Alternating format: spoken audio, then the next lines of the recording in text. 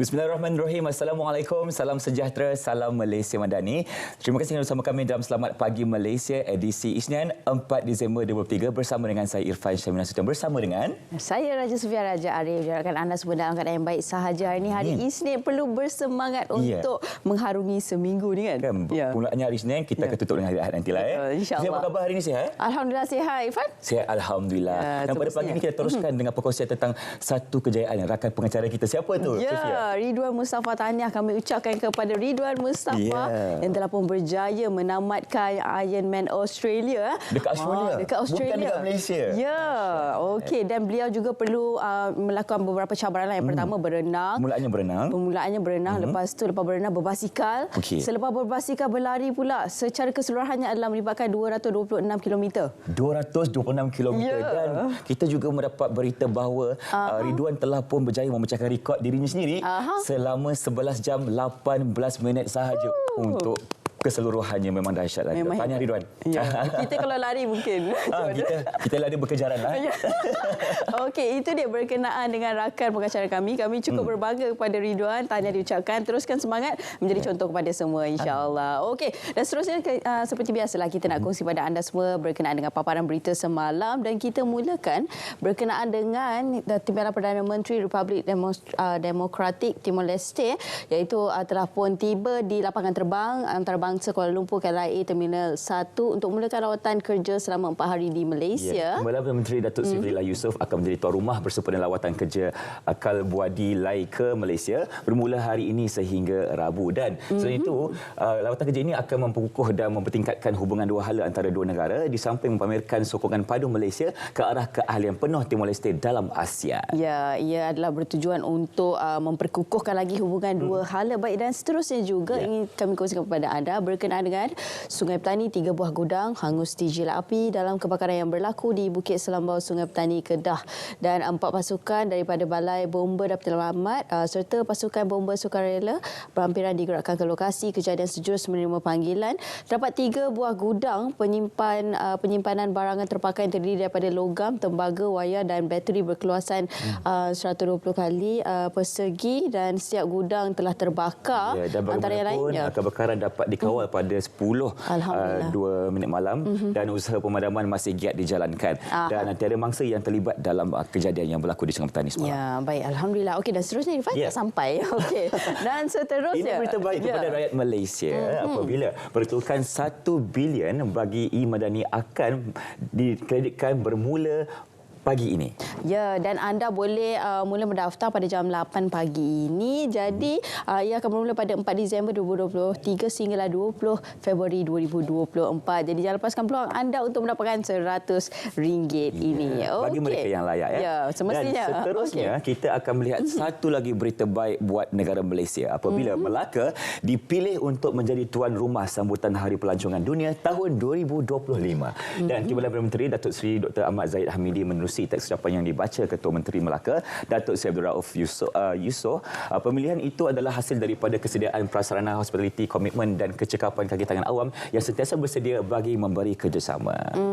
Baik, ini adalah satu contoh yang memperlihatkan komitmen kerajaan negeri dan dengan sokongan kerajaan pusat untuk memperkasakan sektor pelancongan di negeri itu. Baik, dan seterusnya juga sebelum kita akhirkan mukadimah kita pada pagi ini, kita ingin menyeru kepada semua rakyat Malaysia untuk menghadirkan diri ke Stadium Bukit Jalil pada 8, 9 dan 10 hari bulan Disember untuk program setahun bersama Kerajaan Malaysia Madani. Ya, jadi semua dijemput hadir. Ada pelbagai aktiviti menarik yang akan kami sajikan kepada anda, dan insya-Allah kita juga akan bersiaran secara langsung daripada sana.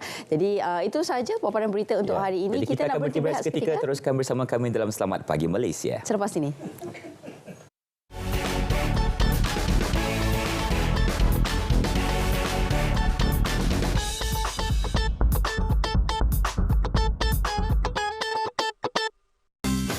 Panduan keselamatan elektrik ketika banjir. Jangan guna peralatan elektrik ketika banjir. Pastikan suis utama ditutup. Jangan sentuh peralatan atau kabel elektrik. Simpan peralatan elektrik di tempat selamat. Jangan sentuh tiang elektrik. Elak kawasan yang mempunyai talian elektrik semasa bergerak dalam banjir. reksa dan uji peralatan elektrik bersama kontraktor elektrik sebelum digunakan semula selepas banjir. Hubungi Tenaga Nasional Berhad di talian 15454 bagi bantuan berkait elektrik.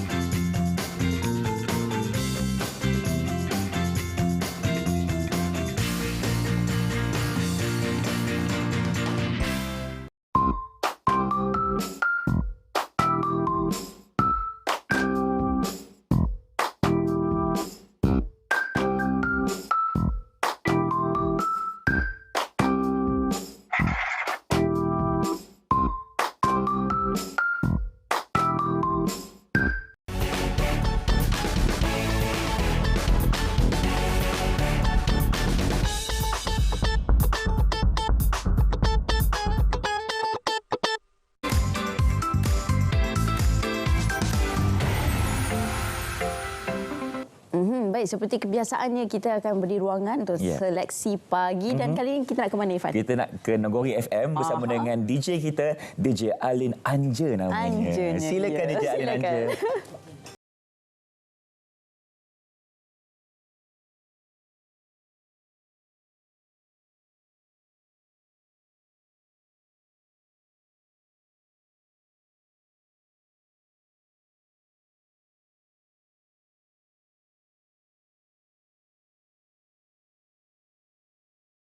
Untuk Irfan dan juga Sofi, apa pun kita buat adalah jujur ya. Okey, untuk pagi ini cerita kita dari Negeri Sembilan, kita mulakan dengan apa yang berlangsung pada Jumaat lepas tentang Belanjawan Negeri Sembilan 2024. Jom kita dengar berkenaan dengan Kerajaan Negeri Sembilan pada Jumaat lepas telah membentangkan Belanjawan 2024 dengan temanya Bersama Membina Negeri Madani yang berjumlah 555 juta ringgit dengan anggaran hasil sebanyak 520 juta ringgit dan belanjawan pembangunan sebanyak 140 juta ringgit. Belanjawan 2024 Negeri Sembilan ni merupakan belanjawan defisit sebanyak 35 juta ringgit dan menurut Menteri Besar Datuk Seri Aminuddin Harun terdapat 5 kad dan 10 teras yang telah dibentangkan untuk dilaksana dalam tempoh 5 tahun yang ini demi kesejahteraan rakyat. Sementara itu, yang ini ramai sangat yang tunggu ya, dan lepas tu mereka semua ramai-ramai pakat-pakat up dekat status WhatsApp masing-masing kat media sosial ya. Kerajaan negeri juga telah mengumumkan bantuan khas keuangan BKK kepada 6,662 penjawat awam di bawah pentadbiran kerajaan negeri sebanyak 1 bulan setengah atau minimumnya RM2,500 menerusi Belanjawan Negeri Sembilan 2024. Dan Menteri Besar Datuk Seri Aminuddin Harun berkata ia akan dibayar selewat-lewatnya penghujung Februari 2024 dan juga penghujung Mac 2024. Yang dapat ni jangan lupa saya tahu. Dan sebanyak 45% daripada 9,650 kilometer paip lama dekat Negeri Sembilan ni perlu diberi perhatian untuk kerja penambahbaikan. Dan menurut Menteri Besar usia paip lama ni yang melebihi 30 tahun itu sewajarnya lah perlu diganti, namun ia memerlukan modal dan kos yang tinggi. Dan saudara, seterusnya ini adalah berkenaan dengan program Silang Budaya Negeri Sembilan dengan Sumatera Barat Indonesia berupaya untuk merapatkan hubungan silaturahim antara negara serumpun kita ni yang berasaskan konteks budaya, kesenian dan juga adat warisan. Exco Warisan Teknologi, Inovasi dan Digital Datuk Muhammad Faizal Muhammad Ramli berkata ia sekaligus dapat membuka pandangan dan memberi kesedaran kepada golongan muda berhubung kepentingan dan keunikan adat dan budaya di Negeri Sembilan. Saya kira setakat itu sahaja perkembangan dan juga perkongsian kita. Cerita dari Negeri Sembilan pagi ini terus kekal dengan kita di 34 stesen radio di seluruh RTM. Kita nak kembali bersama-sama dengan Irfan dan juga Sofi menerusi Selamat Pagi Malaysia. Silakan. Bye-bye. Jumpa lagi. Terima kasih ucapkan kepada DJ Alin Anja untuk perkongsian di Negeri FM. Seterusnya kita akan saksikan dulu satu segmen Biar Betul untuk kita menoktakan fitnah di luar sana. Jom saksikan.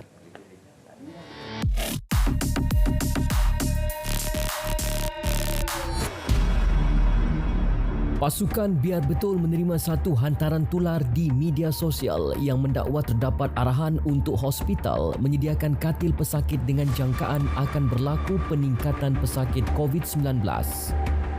Biar Betul.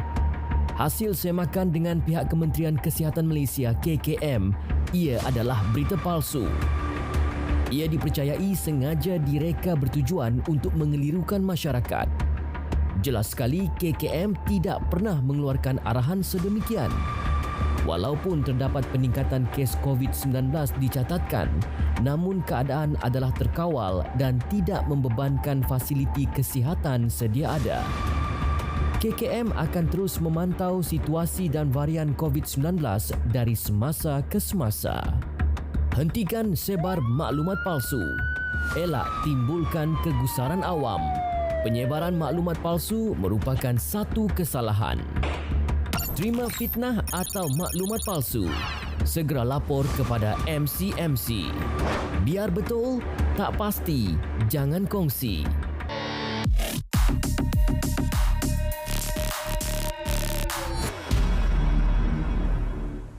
Baik, itulah dia peringatan buat kita semua. Kalau tak pasti, jangan kongsi, kita hindari segala fitnah yang ada di luar sana. Seterusnya penonton, kita akan teruskan dengan segmen komentar LSPM untuk kita berkongsi tentang 365 ekonomi madani, populis ataupun fakta. Saya cukup berhati untuk bersama kita hari ini iaitu Yang Berhormat Senator Muhammad Hasbi Muda, Ahli Dewan Negara untuk berkongsi tentang topik kita pada pagi ini. Assalamualaikum, YB, apa khabar? Alhamdulillah. Sihat ya? Sihat. Ya, dan pada pagi ini terus kita nak bincangkan tentang satu aspek iaitu aspek ekonomi yang sangat penting untuk kita membangun sebuah negara, dan kita nak kongsikan juga selama setahun dari bawah pentadbiran kerajaan madani ini. Mungkin kalau kita kongsikan dari segi ekonomi, bagaimana pencapaian keseluruhannya? Okey, pertamanya terima kasih Irfan, dan terima kasih pada Selamat Pagi Malaysia atas ruang pada pagi ini. Isu yang kita bincang pagi ini soal ekonomi Malaysia dalam tempoh setahun. Kita baru saja genap setahun lah. Dan secara keseluruhannya memang kita sendiri tak sabar untuk melihat perubahan-perubahan ataupun reformasi-reformasi yang nak diusahakan oleh kerajaan. Dan kita tahu banyak yang belum berhasil lah. Tetapi kalau kita melihat kepada indikator-indikator utama ekonomi, banyak indikator menunjukkan kita ke arah yang lebih baik. Maknanya kita dalam landasan yang betul lah. Saya ambil contoh umpamanya, yang pertama ialah inflasi kita.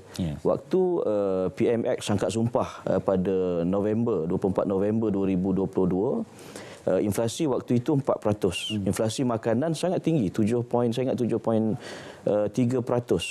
Sekarang ini inflasi memang inflasi ini maksud dia ada kenaikan lah. Tetapi kadarnya daripada 4% setahun lepas, sekarang ini pada 1.8%.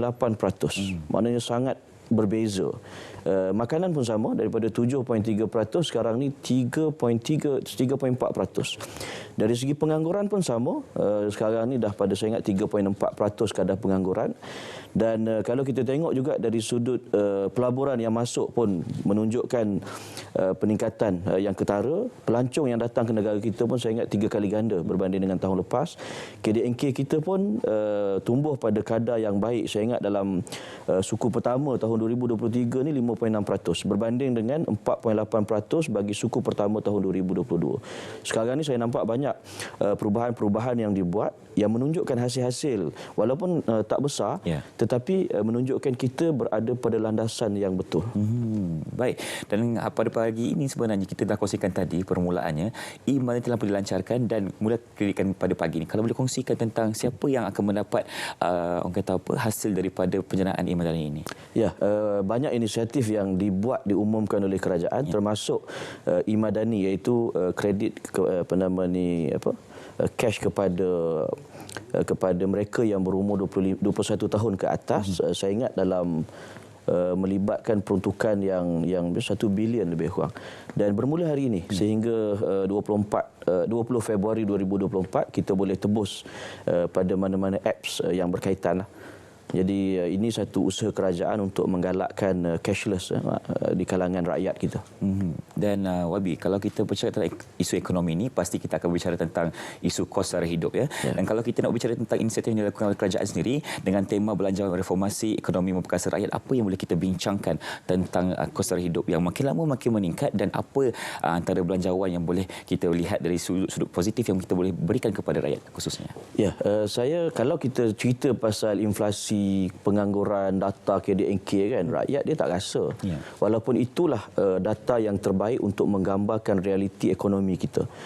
Orang kita tak boleh ketepikan data. Kalau orang kata data ni rakyat tak rasa, betul, memang rakyat tak rasa lah. Dan untuk beri supaya rakyat rasa inisiatif kerajaan ini ialah kerajaan juga ada langkah-langkah belanjawan yang memang dekat dengan rakyat. Saya ambil contoh umpamanya untuk mengatasi kos sara hidup rakyat, kerajaan meningkatkan jumlah peruntukan untuk sumbangan tunai rahmah daripada 8 bilion tahun lepas. Dulu nama dia BRIM. Pada awal diberikan, saya ingat nilai BRIM 10 tahun yang lalu 2 bilion. Sekarang ni dah 5 kali ganda kepada 10 bilion. Dalam tempoh saya ingat 10 tahun kita dah naik 5 kali ganda. Selain daripada sumbangan tunai rahmah, kerajaan juga tambah lagi dengan sumbangan asas rahmah. SARA. SARA ni maksudnya kerajaan bagi RM100, dia boleh beli barang. Dia beri dalam bentuk nilai, tebus beli barang keperluan asas di kedai-kedai terpilih. RM100 sebulan selama 12 bulan. Maknanya setahun dia dapat RM1,200. Kemudian untuk anak yang belajar di sekolah rendah, sekolah menengah, kerajaan bagi RM150 bantuan awal persekolahan. Dan macam-macamlah inisiatif yang diberikan. Saya ingat daripada kanak-kanak kecil sampailah dia tua, maksudnya dia pencen pun kerajaan bagi, iaitu aisaraan. Aisaraan kalau dia mencarum untuk simpanan hari tua dia, kerajaan bayar RM500 geran padanan. Maknanya 15% daripada jumlah yang dia carum itu dalam KWSP secara sukarela, kerajaan bagi RM500 maksimum setahun, dan RM5,000 untuk tempoh 10 kali kerajaan bagi. Begitu juga aisaraan, aisayang, aisuri, macam-macam lah. Kan? Saya secara peribadi saya nampak banyak inisiatif kerajaan beri seolah-olah macam menjelang pilihan raya. Betul. Tapi mungkin ada maklumat-maklumat yang tak sampai kepada rakyat. Itu saya ingat perlu kita pertingkatkan. Betul. Kan kalau kita nak kongsikan lagi YB ya, pada ketika ini PMX telah menzahirkan hasratnya untuk menoktahkan kemiskinan tegak dalam kalangan rakyat Malaysia, khususnya B40. Jadi apa antara inisiatif yang dilakukan oleh kerajaan untuk kita menangani masalah ini? Memang itu satu usaha yang jelas daripada kerajaan. Kalau kita tengok ekonomi, kerangka ekonomi madani pun kerajaan satu kerangka yang begitu jelas. Kita tak payah nak tengok kat lain dah. Itu dokumen yang memang menyeluruh, memahamkan kita tentang situasi ekonomi kita lah. Dan apa yang kerajaan buat, saya nampak inisiatif yang paling jelas ialah inisiatif pendapatan rakyat. Yang ada 3 inisiatif usahawan tani, Intan, inisiatif usahawan makanan, Insan, dan juga inisiatif operator perkhidmatan, Ihsan. Dan 3-3 ini dia mudah. Dia tak perlu maknanya kita ambil latihan berbulan-bulan. Maknanya kalau dia masuk kursus, saya ingat 2-3 hari pun dia boleh buat benda itu. Dan peruntukan sebanyak setengah bilion untuk ketiga-tiga inisiatif ini menunjukkan bahawa kerajaan memang betul-betul nak bantu mereka yang dalam kelompok pendapatan rendah, miskin tega dan sebagainya. Baik. Dan kalau kita nak bercakap tentang isu import ekspor ini, sebenarnya pasti kita perlu lihat tentang belanjawan tahun depan, dan juga kita ingin melihat supaya tiada monopoli yang berlaku di antara mereka-mereka yang bermain dalam industri. Jadi kalau boleh YB kongsikan di sini apa yang kita lakukan untuk mengurangkan persaingan import dalam negara kita. Ya, memang saya ambil contoh umpamanya kenapa mata wang kita kadang-kala kita nampak makin jatuh, merosot. Di antaranya ialah bila imbangan perdagangan kita menunjukkan defisit lah. Sebab itu yang paling jelas sekali ialah pertanian ataupun bidang keterjaminan makanan. Kerajaan mesti pastikan nilai ekspor kita tu jangan kurang daripada nilai import. Dan apa yang kerajaan buat ialah membantu sektor pertanian, sektor keterjaminan makanan supaya kebergantungan kita kepada import itu dapat dikurangkan. Saya ambil contoh umpamanya usaha Kementerian Pertanian. Kita bantu pesawah-pesawah kita supaya jumlah ataupun kadar pengeluaran padi. Macam sekarang ni ada di setengah tempat padi dia dalam 4 tan untuk per hektar. Jadi kerajaan, Kementerian Pertanian, dia guna model, saya ingat model sekincan. Jadi luas yang sama 1 hektar tapi boleh menjana pengeluaran padi sehingga 10 tan. Jadi ini satu usaha daripada kerajaan supaya tahap sara diri padi umpamanya kita itu dapat ditingkatkan daripada 65% naik 75-80%. Begitu juga dengan makanan-makanan yang lain. Baik, selain dari itu YB Senator, kita ingin membincangkan tentang visi dan misi negara Malaysia untuk menjadi antara penyumbang 30 terbaik dunia dalam bidang ekonomi dan dalam masa 10 tahun. Jadi, adakah sekarang ini misi itu dapat kita capai dengan keadaan ekonomi sekarang ataupun bagaimana YB sebenarnya? Ya, memang untuk ke arah 30 ekonomi terbesar di dunia, kerajaan mesti mempercepatkan pertumbuhan ekonomi lah. Sasaran 6% itu bagi saya agak praktikal, kerana kalau kita tengok pertumbuhan daripada suku ke suku pun macam saya sebutkan tadi, suku pertama tahun ini 5.6%. Ini satu jumlah yang besar, dan misi-misi pelaburan yang dibuat oleh kerajaan, oleh Perdana Menteri pergi keluar negara. Ada yang katalah Perdana Menteri banyak keluar negara kan. Dia bukan untuk melancong ataupun nak makan angin. Tapi semuanya ialah untuk misi perdagangan. Dan kita pun nampak bahawa dari segi jumlah pelaburan yang dibawa masuk memang jelas bertambah dengan begitu ketat. Seperti Tesla kan? Ya, Tesla itu antara yang game changer yang besar. Dia tak akan datang ke negara kita kalau negara kita ni dilihat tak stabil dari segi ekonomi ataupun tidak ada satu pentadbiran yang cekap. Tapi sesuatu itulah bila dia pilih Malaysia, ini satu pengiktirafan dan penghormatan kepada kita. Ya, jadi YB, kalau kita nak berbincang tentang pilihan dasar yang patut diutamakan dalam mendapatkan impian ini, bagaimana YB? Atau dasar yang perlu kita ketengahkan? Maksudnya? Dasar-dasar seperti kemampanan, kesejahteraan dan cipta, itu antara misi utama Malaysia Madani. Ya, itu memang saya setuju. Teras yang Perdana Menteri gariskan dalam nilai-nilai madani itu, soal kemampanan, kesejahteraan, daya cipta, hormat, keyakinan, ihsan, itu mendasari ke semua kerangka-kerangka ataupun perancangan kerajaan. Kita ada kerangka ekonomi madani, dan daripada itu dia ada dasar-dasar kecil yang lain, dasar soal tenaga baru, perindustrian baru dan sebagainya, dan semua itu menunjukkan bahawa kerajaan kita ada satu perancangan yang jelas. Kalau sebelum ni mungkin awal-awal tu kita pun tanya apa perancangan kan, tapi bila dah ada ini kita nampak bahawa kerajaan memang ke arah itu. Baik. Dan itu semestinya yang kita bawakan pada pagi ini untuk kita membincangkan tentang isu ekonomi negara dan dasar-dasar yang telah dilakukan untuk menjadikan Malaysia sebuah negara yang lebih sejahtera dan kita mementingkan kepentingan rakyat di negara kita. Terima kasih ucapkan kepada Yang Berhormat Senator Muhammad Hasbi Muda, Ahli Dewan Negara, untuk berkongsi tentang 365 ekonomi madani. Terima kasih YB. Dan seterusnya penonton, kita akan berikan ruang dan peluang kepada Sofia Arif untuk meneruskan tentang segmen Menggilap Potensi Karamah Insaniah di kalangan kanak-kanak. Silakan Sofia. Baik, terima kasih diucapkan kepada Irfan Syamina Sution. Baik, seterusnya kita nak menceritakan berkenaan dengan menggilap potensi karamah insaniah di kalangan kanak-kanak, dan bersama dengan saya di studio yang akan memperincikan dengan lebih lanjut lagi berkenaan dengan perkara ini. Saya kongsikan di sebelah saya iaitu Tuan Muhammad Ihsan, Cik Mat, merupakan guru penolong kanan HEM Sekolah Kebangsaan Gadung Jaya, dan juga ditemani oleh Puan Juliana Abdullah, merupakan guru penolong kanan kurikulum Sekolah Kebangsaan Gadung Jaya. Assalamualaikum. Selamat pagi Cikgu. Selamat pagi. Okey, jadi sebagai permulaannya, mungkin boleh kongsikanlah sebagai orang kata mukadimahnya kan, sambutan Hari Kanak-kanak biasanya akan ada tema tertentu, pakaian tertentu kan. Tapi untuk Sekolah Kebangsaan Gadung Jaya pada tahun ini buat kelainan pula. Jadi mungkin Cikgu boleh kongsikan apa yang dibawakan, kelainan yang dibawakan tahun ini. Okey, Assalamualaikum warahmatullahi wabarakatuh. Salam sejahtera, salam ABC 2.0. Anak yang baik lagi cerdik. Salam segaya cemerlang lagi unggul. Okey, untuk tahun ni kita buat sedikit perubahan lah berbanding dengan tahun-tahun sebelumnya. Sesuailah dengan tema ataupun slogan yang dibawa oleh Ketua Pengarah Pendidikan, iaitu anak yang baik lagi cerdik dan karamah insaniah lah.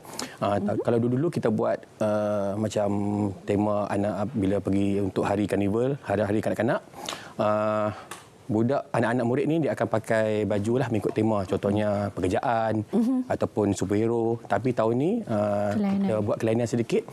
Kita buat hari kanak-kanak dan juga hari karnival, di mana pengisian-pengisian dia tu insya-Allah akan diceritakan oleh saya punya rakan nantilah. Okey. Sesuailah dengan konsep ABC ni, bukan sekadar kita belajar di sekolah, tapi murid-murid ni kita didik dia juga untuk menjadi modal insan yang berilmu dan bakal mulia sebagai pewaris untuk negara dan tim. Masya-Allah, itu cukup penting kan, didikan daripada sekolah, daripada rumah tu akan membentuk kepribadian anak-anak kita kan. Okey, dan pengisiannya mungkin Cikgu boleh jelaskan dengan lebih lanjut lagi apa antara pengisian yang dibawakan untuk karnival kanak-kanak dan juga sambutan Hari Kanak-kanak tersebut. Assalamualaikum. Okey, apa yang kami cuba sampaikan dalam Karnival Hari Kanak-kanak tu ada 3 slot dia. Yang pertama sekali lebih kepada kita menjemput 2 insan yang berjaya di luar sana.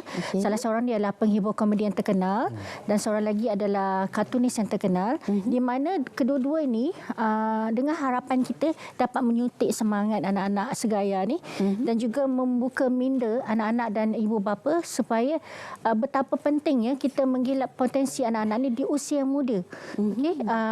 Untuk persiapan mereka di masa hadapan.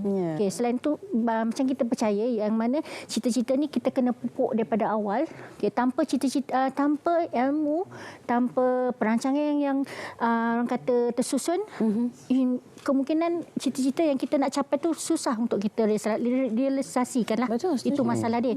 Okey, tapi kita harap sangat dengan adanya insan yang berjaya ini, kita dapat berkongsi ilmu, berkongsi pengalaman mereka, sebab kita ingin menunjukkan cuba mempamerkan real life example pada anak-anak ni, betapa orang insan ni boleh berjaya. Asalnya dia bukan seorang yang berjaya, dia daripada keluarga yang susah, tapi dia macam bersemangat, dia berkayakan diri, dia boleh berjaya satu hari itulah. Okay, yang kedua, segmen dia lah kita lebih kepada membuka gerai-gerai jualan. Kalau tak silap saya ada 18 jualan, di mana setiap jualan ni, gerai jualan ni kita selitkan murid-murid, kita terlibat bersama gerai jualan tu dengan objektifnya kita ingin memberi kesedaran, menyuntik semangat keusahawanan pada anak-anak ni. Selain itu juga kita ingin mereka berdikari, mengurus gerai jualan ni dengan lebih baik lah. Dan seterusnya juga kita ada mempamerkan Cikgu Hasan. Betul, kita ada pameran. Betul. Setiap pameran tu contohnya bomba. Kenapa kita panggil bomba? Sebab kita nak tunjuk jentera-jentera ni. Apa jentera ni supaya anak-anak murid ni, anak-anak segaya ni tahu ini adalah jentera. Bila berkebakaran, inilah jentera dia. Dia explore sendiri peralatan tu semua. Selain tu kita ada juga AADK, memberi maklumat tentang bahayanya dadah, kan? Maklumat tentang dadah, tentang macam mana kita nak mencegah daripada menjadi mangsa itulah. Okey. Seterusnya kita ada PDRM yang mana kita jemput lebih pada aktiviti atau kes yang berlaku sekarang. Okey, pendedahan pada anak-anak kita ni supaya mereka lebih alert, lebih peka benda yang macam, contohnya lah kita ambil satu contoh penculikan yang viral tu kan. So kita nak avoid pengisannya pada anak parents supaya mereka sentiasa berwaspada. Benda macam ni kita jangan ambil mudah. Betul. Okey, dia akan memberi kesan yang mendalam lah. Okey, seterusnya kita juga menjemput pihak Combi kan? Okey, Combi ni lebih pada pendedahan pada pencegahan dan rawatan untuk denggi lah. Okey, itu antara yang pengisian kita pada hari itu, dengan harapan pengisian itu memberi, orang kata, bukan sekadar untuk memberi keseronokan, tapi juga pengisian yang bermakna pada anak-anak dan juga komuniti yang hadir lah, terutama ibu bapa lah. Betul, saya kira itu cukup memberi inspirasi kepada murid-murid semua kan, sebab pertama tadi menjemput mereka yang telah pun berjaya dalam industri untuk berkongsi kisah bagaimana susah senang untuk mendapatkan kejayaan itu, bukan semudah itu saja. Dan kemudian juga ada juga jualan-jualan yang perlu melibatkan anak-anak murid kan. Jadi saya kira itu seronok juga sebab mereka perlu melibatkan dengan duit kan, mata wang. Jadi macam yalah, bila ada orang kata perniagaan ataupun jual beli itu kan, perlu kira juga dengan matematiknya, tambah tolaknya bagaimana kan. Jadi itu merupakan perkara yang baiklah untuk anak-anak khususnya. Dan selain daripada itu juga, antara perkara yang paling penting dalam sebuah sekolah adalah PIBG dan juga PIBK sendiri ya. Jadi cikgu mungkin boleh kongsikanlah bagaimana sebenarnya PIBG dan juga PIBK ni dapat membentukkan sekolah itu menjadi lebih baik, terutamanya dari segi pengisian-pengisian yang mungkin persetujuan bersama dengan ibu bapa, banyak lagi aktiviti yang boleh dijalankan dan sebagainya. Okey. Saya bercerita mengenai skop di sekolah Sekolah Kebangsaan Garuda Jaya Segaya. Alhamdulillah lah, kita telah mendapat jawatankuasa PIBG, iaitu ibu bapa yang sangat-sangat membantu pihak sekolah. Saya rasa untuk tahun ni kami mendapat jawatankuasa yang sangat komited, yang bertunggus lumus untuk menjadikan Sekolah Kebangsaan Garuda Jaya ni salah satu sekolah yang orang cakap murid-murid suka nak datang. Dan parent dan ibu bapa dan komuniti ni boleh menerima Sekolah Kebangsaan Garuda Jaya ni sebagai satu komuniti yang nak kata terbaik itu tak mungkin belum sampai lagi lah, yang boleh orang cakap macam dikenali tanpa sebarang masalah. Okey. Untuk AJK kali ini kita ada pelbagai latar belakang lah yang berpengalaman daripada pendidikan, ada yang komuniti setempat. Jadi mereka ni banyaklah membantu. Contohnya pada kali ini kita nak buat karnival. Jadi yang banyak membantu kita orang, yang banyak memberi rea lah kan. Yang banyak adalah AJK PABG lah. Mencari sumbangan, kalau dapat sumbangan ataupun diorang sendiri yang tolong sebarkan promosi. Sama juga macam perlibatan ibu bapa dan komuniti PIBK, iaitu salah satu daripada Jawatankuasa PIBG dan ahli-ahli komuniti ini terdiri daripada anak komuniti setempat lah.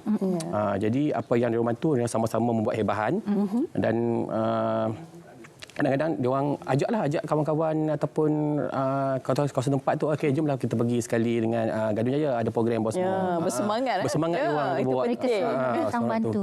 Okey, macam sekolah Gadun Jaya ni dia letak di tepi jalan. So macam kita orang ada masalah dengan parking kereta kan, tempat kereta. So macam mana yang komuniti ni bantu, okey tak apa cikgu boleh parking dekat laman kita orang. Ada tolak ansur kat situ. Jadi dekat sini saya nampak ibu bapa dan komuniti ni dah mula bersama-sama dengan SK Gunung Jaya lah untuk sama-sama menaikkan SK Gunung Jaya. Okey. Itu cukup penting ya kan. Bagaimana kerjasama tolak ansur yang akan mengharmonikan keadaan. Bukan setakat sekolah tapi sekitar dia tu.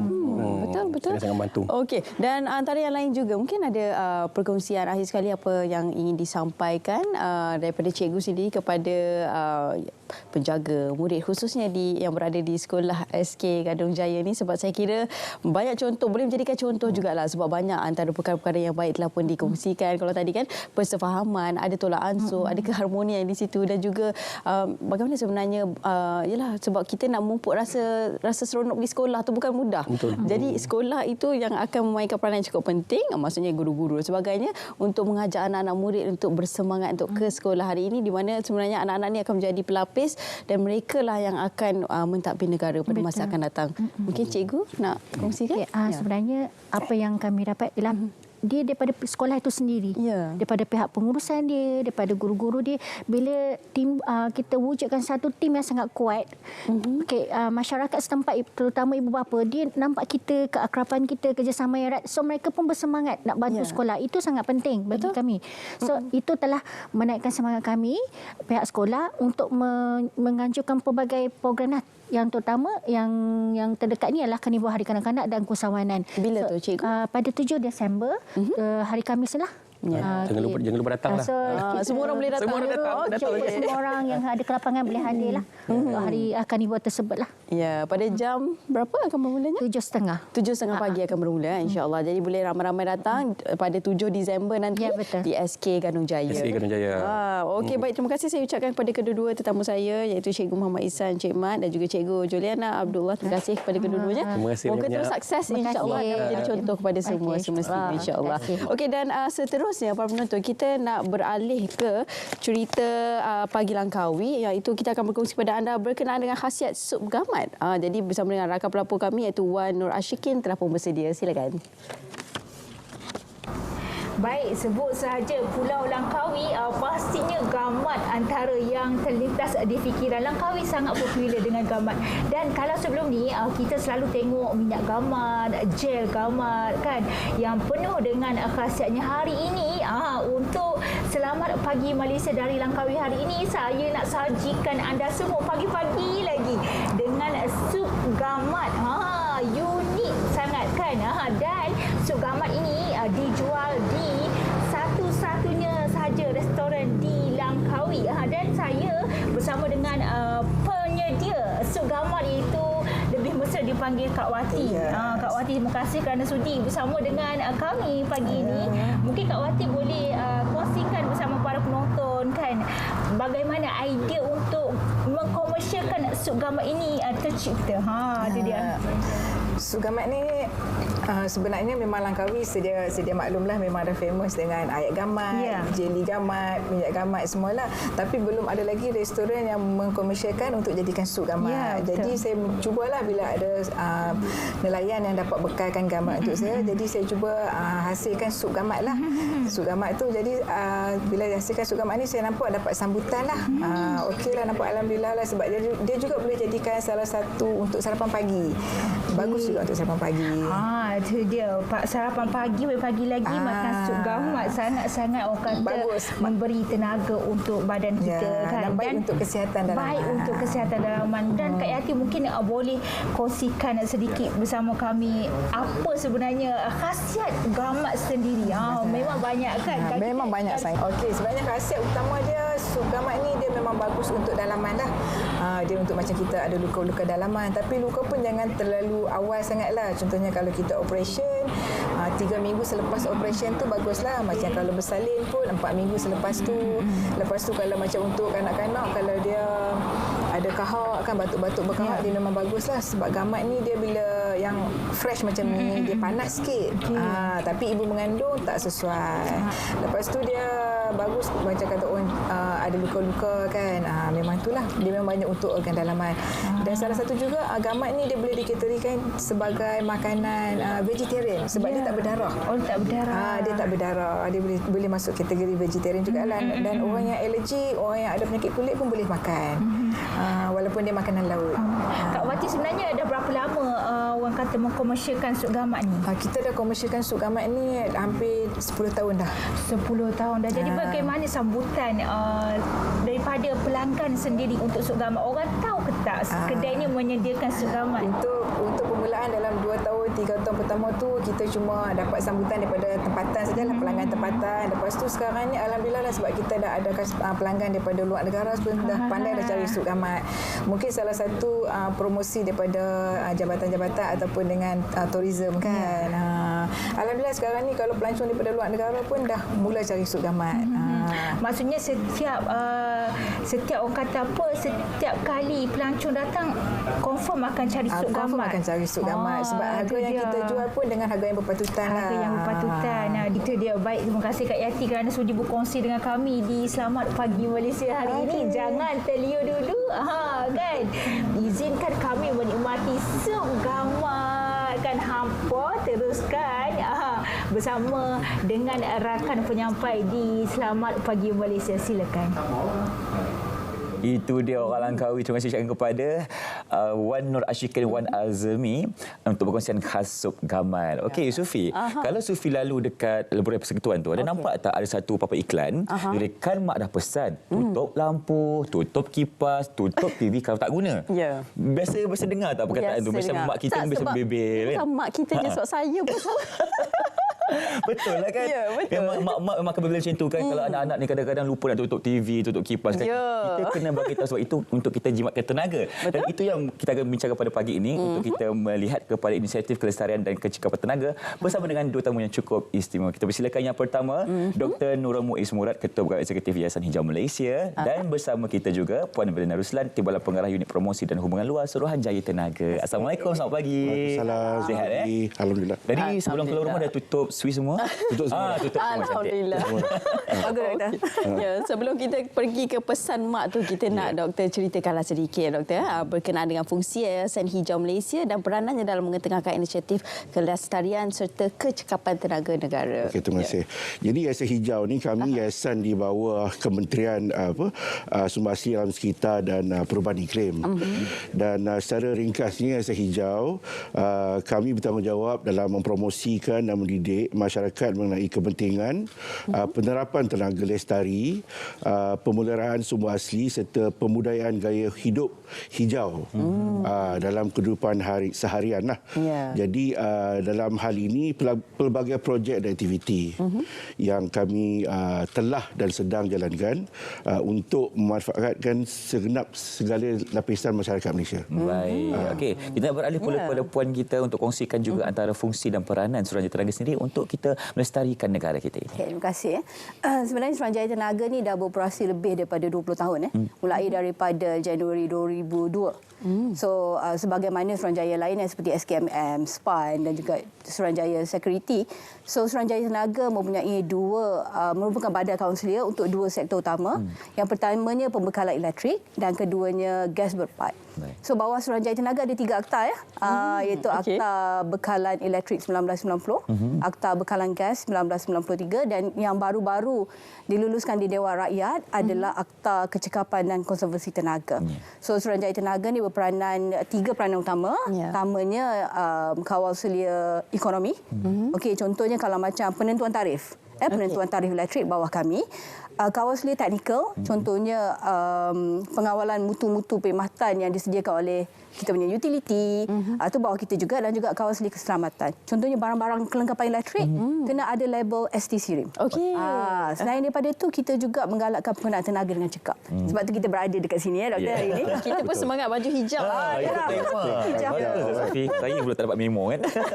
Tak pula adalah hijau-hijau sikit. Okey, baik. Dan seterusnya juga, apa antara projek ataupun inisiatif yang telah pun dijalankan oleh Yayasan Hijau Malaysia sendiri untuk mempromosikan kelestarian negara ni, doktor? Apa lagi antara yang ada lain? pelbagai projek yang telah kami jalankan. Saya nak petik 2 projek lah. Itu kami ada projek elektrifikasi di kawasan pedalaman di Sabah. Jadi kami telah buat 2 projek tahun lepas. Satunya ialah kami bekalkan sumber tenaga keterbaruan solar di sebuah kampung yang nama Kampung Dagat di Kinabatangan Sabah lah. Jadi Kampung Dagat ni ada lebih kurang 20 buah rumah tepi sungai, 243 penduduk dekat situ. Jadi hasil tangkapan mereka udang galah, ikan dan sebagainya apa semua lah. Jadi sebelum solar ni ada, mereka terpaksa pakai genset. Jadi kos tinggi lah untuk beli petrol dan sebagainya apa semua. Dan tak ada peti sejuk, peti beku dan sebagainya apa semua lah. Jadi lepas solar ni, alhamdulillah semua dah ada kat situ kan. So 24 hours dan sebagainya apa semua. Jadi mereka tak perlulah macam nak pergi jauh untuk beli minyak untuk genset dan sebagainya apa semualah. Yang keduanya, kita buat satu projek juga di pedalaman Sabah, iaitu di kampung Pengobonan di Penampang Sabah. Program tu lain sikit, dia masih lagi tenaga keterbaruan tapi kita buat micro hydro dekat situlah. Jadi kampung Pengobonan ni dia lebih kurang 30 km daripada bandar Penampang kan. Dan sama juga program ni bila kita telah buat, dia ada inovasi dekat projek ni. Dia punya turbine tu ada lebihan tenaga waste punya heat lah, lebihan tenaga haba. Jadi digunakan itu juga untuk pengering. Untuk keringkan dia punya hasil tanaman dan sebagainya apa semua lah. Jadi inisiatif ini bagi saya satu inovasi sebab setelah projek ni disiapkan, penduduk kampung tu dia muafakat, dia adakan jawatankuasa untuk bayar tarif. Setiap rumah tu ada meter masing-masing dan sebagainya apa semua lah. Jadi satu projek yang bagus lah. Yang ketiganya ialah program pengiklanan ni lah, melalui papan iklan statik dan digital e-banting. Jadi ini kempen kelestarian dan kecepatan tenaga di bawah Kementerian NRAK lah. Jadi program ni diterajui sendiri oleh kementerian kan, dan dijayakan bersama Suruhanjaya Tenaga, Seda Malaysia dan juga Yayasan Hijau Malaysia. Jadi promosi melalui papan iklan ni sebagai medium visual diguna pakai untuk menyampaikan message tentang kelestarian dan kecepatan tenaga dan sebagainya. Dan program ni dia berkuat kuasa selama 6 bulan, bermula daripada 2023 Oktober sehingga April 2024. Baik, Puan Verena, soalan saya kan, kenapa kita memilih konsep pesan mak ni untuk kita bawakan iklan kepada masyarakat di luar sana? Sebab yang tanya kan. Selamanya konsep pesan mak ni dia dekat hati kita. Betul. Betul Ini adalah bebelan yang biasa. Bebelan. Betul. Ini pesanan yang biasa memang mak pesan pada kita hampir setiap hari. Betul. Ifan dah tutup lampu, tutup kipas, tutup TV. Tengah-ngiang lagi ni. So dia macam nostalgia. Kita nak balikkan nostalgia. Keduanya, ia pesanan yang diturunkan secara turun-temurun. Kalau dulu bila saya jadi anak, mak bebel pada saya, sekarang saya pula bebel pada anak. Dan mungkin anak saya nanti sekarang dah remaja, mungkin bila jadi mak, dia pula bebel pada anak. Jadi dia turun-temurun. Ketiganya, dia ringkas, mudah difahami. senang nak ingat. Betul kan? Betul. Very catchy and kita kata mudah lah Irfan. Yang keempat ni kita gunakan image pesan mak yang eye catching. Kalau Irfan nampak, Sophie nampak dekat Lebuh Raya kan? Kan gambar mak marah, mak pening. Terus ekor mak saya, tidak rindu. Wow. Jadi bila dengan ekspresi tu kita rasa macam kalau first time orang tak nampak macam iklan apa ni? So bila next time bila dia datang lagi jalan yang sama, dia mesti akan I kena tengok Betul. iklan apa sebenarnya.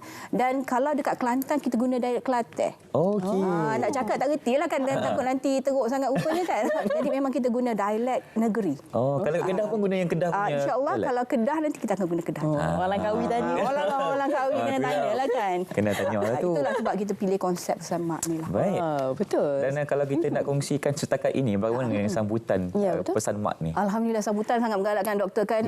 Semalam saya dapat satu FB era dia share dekat kita lebih kurang 375 view reels and also 1.2 ribu like. Yang kata mak siapa dah marah ni, habislah siapa tak tutup lampu. Ramai rata-rata kata konsepnya sangat comel, eye catching, dan ramai yang teringat dengan mak kat kampung. Itulah saya cakap tadi. Ramai yang kata dah tutup lampu ke belum? Dah tutup kipas ke belum? So alhamdulillah lah. Dia mengambil kenangan lah kan. Betul. Selain daripada kenangan saya rasa kan, bila tengah drive juga kita akan terfikir, alamak, dia tutup ke tak? Betul. Kan? Tapi kat rumah tadi dah sebelum keluar dah tutup ke belum kan switch kan? Patah balik. Betul kan. So alhamdulillah lah, it's very sangat memberangsangkan. Alhamdulillah. Baik, dan antara yang lain juga, apa antara inisiatif ataupun CSR lain yang akan diadakan ataupun mungkin yang telah pun diadakan untuk menyahut sama-sama program ini ataupun pesan mak ini, Doktor?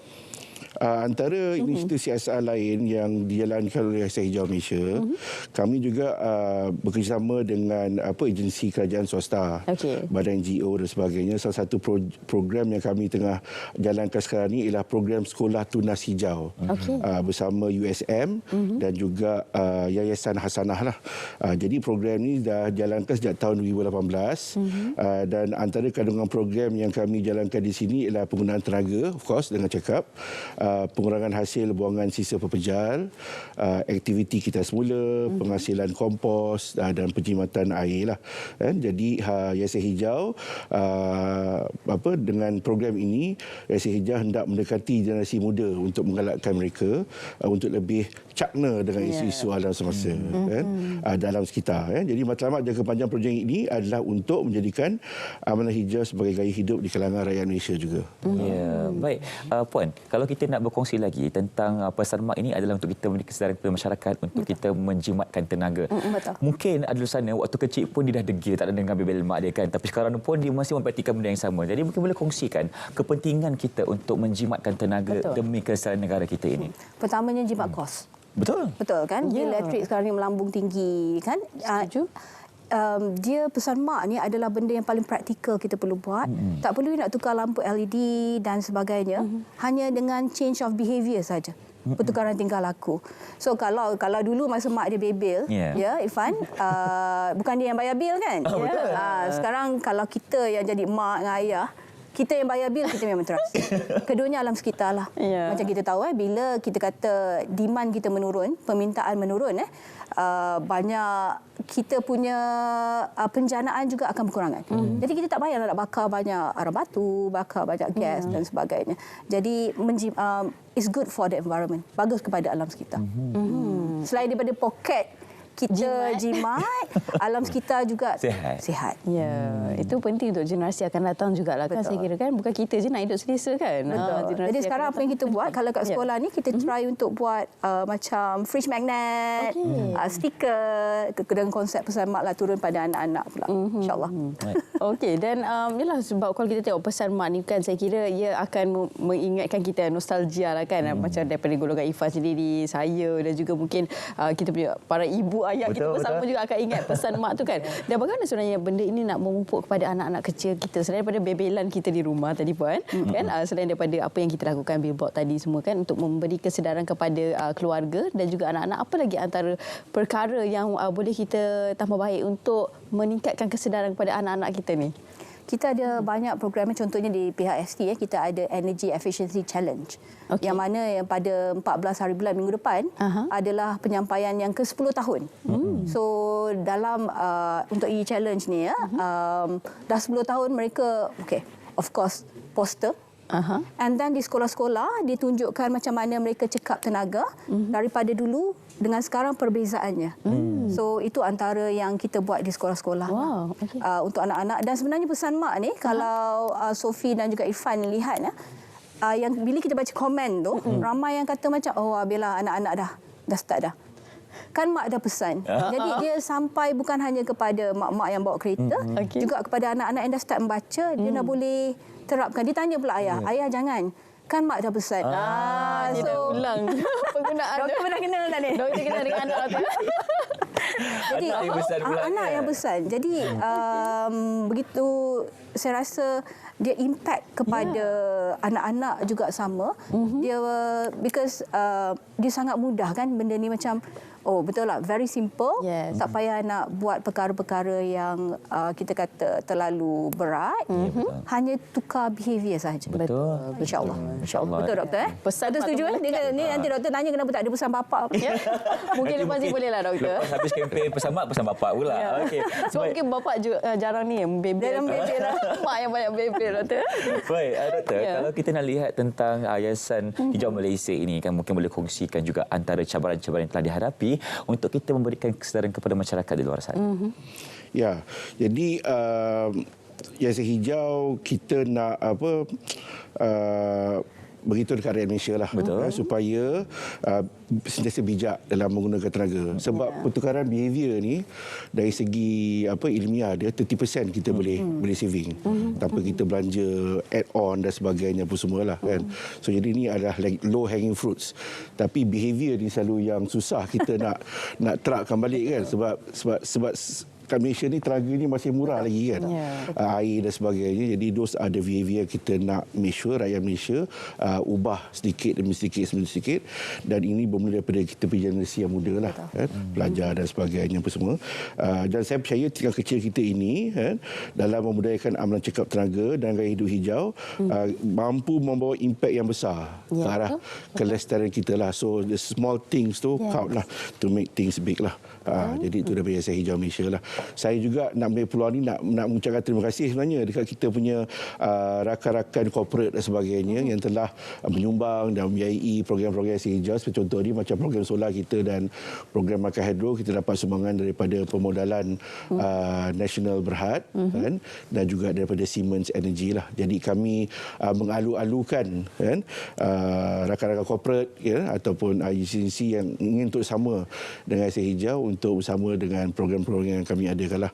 Jadi bolehlah masuk dan melayari laman sesawang kita dan media sosial dan sebagainya. Itu dia. Baik, terima kasih kita ucapkan kepada kedua-dua tetamu kita, Dr. Nurul Muiz Murad merupakan Ketua Pegawai Eksekutif Yayasan Hijau Malaysia dan juga Puan Veliana Ruslan, Timbalan Pengarah Unit Promosi dan Hubungan Luar Suruhanjaya Tenaga. Terima kasih banyak. Terima kasih banyak-banyak. Yang paling penting kita kena ingat pesan mak. Jangan lupa. Jangan lupa tutup lampu, tutup kipas, tutup TV kalau tak guna. Kalau tak nanti mak bebel lagi banyak. Boleh kan? sekarang jangan Cuma sekarang jangan tutup TV lah. Kita lock jadi duta. Boleh. Boleh. Terima kasih lagi sekali kepada tetamu kita. Baik penonton, sekarang ni kita nak lihat sekarang ni kan musim monsun timur laut kan, peralihan monsun ini dan kita lihat bagaimana cuaca sekarang ni. Kita bersama dengan pegawai Met Malaysia untuk kajian lapor cuaca. Silakan.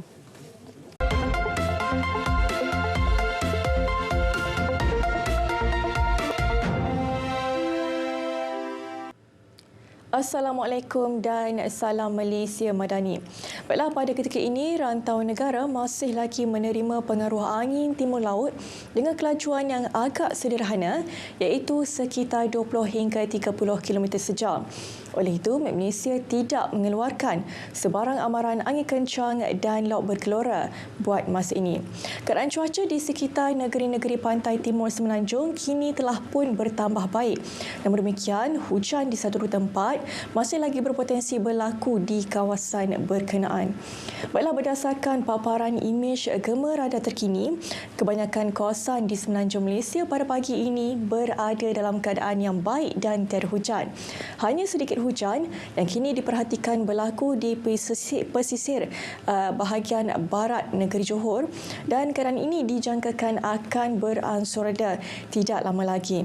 Bagi Sabah dan Sarawak, hujan di 1-2 tempat kini diperhatikan berlaku melibatkan bahagian Kudat, Sandakan dan juga Tawau di negeri Sabah serta di bahagian Kapit, Bintulu dan juga Samarahan di negeri Sarawak. Dan keadaan hujan ini dijangkakan mampu untuk berterusan sehingga ke lewat pagi nanti. Dan menjelang petang nanti, Malaysia menjangkakan hujan beserta ribut petir berpotensi berlaku melibatkan bahagian pedalaman negeri Perak, negeri Kelantan, Terengganu, Pahang, negeri Sembilan, Selangor dan juga Johor.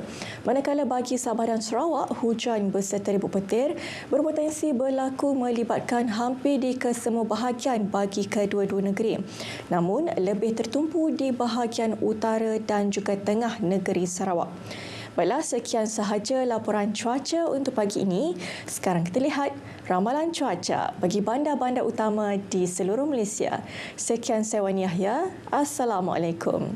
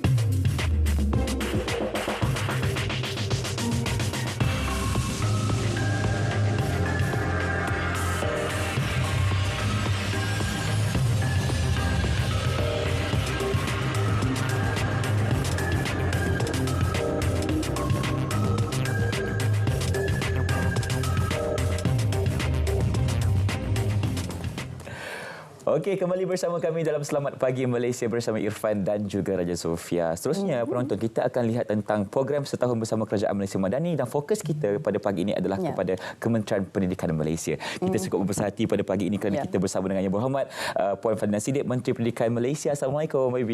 Assalamualaikum warahmatullahi. Apa khabar? Sihat, alhamdulillah. YB, apa khabar? Baik, alhamdulillah. Berseri-seri YB ya? Alhamdulillah, setahun. Ya, semestinya. Okey, jadi YB, sebelum kita pergi dengan lebih lanjut lagi, mungkin YB nak mengulas sikitlah berkenaan dengan 7 teras nadi keunggulan yang menjadi tumpuan dan juga pegangan KPM pada masa ini. Silakan. Pertamanya saya rasa perlu saya rakamkan ucapan syukur selepas setahun, dan sebenarnya 7 nadi itu adalah penggerak utama sepanjang tahun ini. Jadi semasa awal saya menerajui Kementerian Pendidikan Malaysia, kita telah tetapkan 7 teras ini sebagai nadi utama untuk kita pastikan bahawa Kementerian Pendidikan Malaysia ini benar-benar memaknai apa yang kita hasratkan dalam 7 teras ini. Jadi 7 teras ini jadi kunci utama. Pertama adalah soal penyampaian. Ini penting. Dan juga berkaitan dengan soal digital. Kita baru luncurkan dasar pendidikan digital kita. Jadi ini adalah untuk terus memacu negara dalam konteks digital. Kita juga bercakap tentang karamah insaniah. Yang ini saya fikir akan menjadi antara perkara yang akan terus kita angkat dalam konteks mencipta dan juga memberikan tumpuan kepada keunggulan peribadi dan potensi anak-anak kita. Dan begitu juga dengan teras-teras yang lain.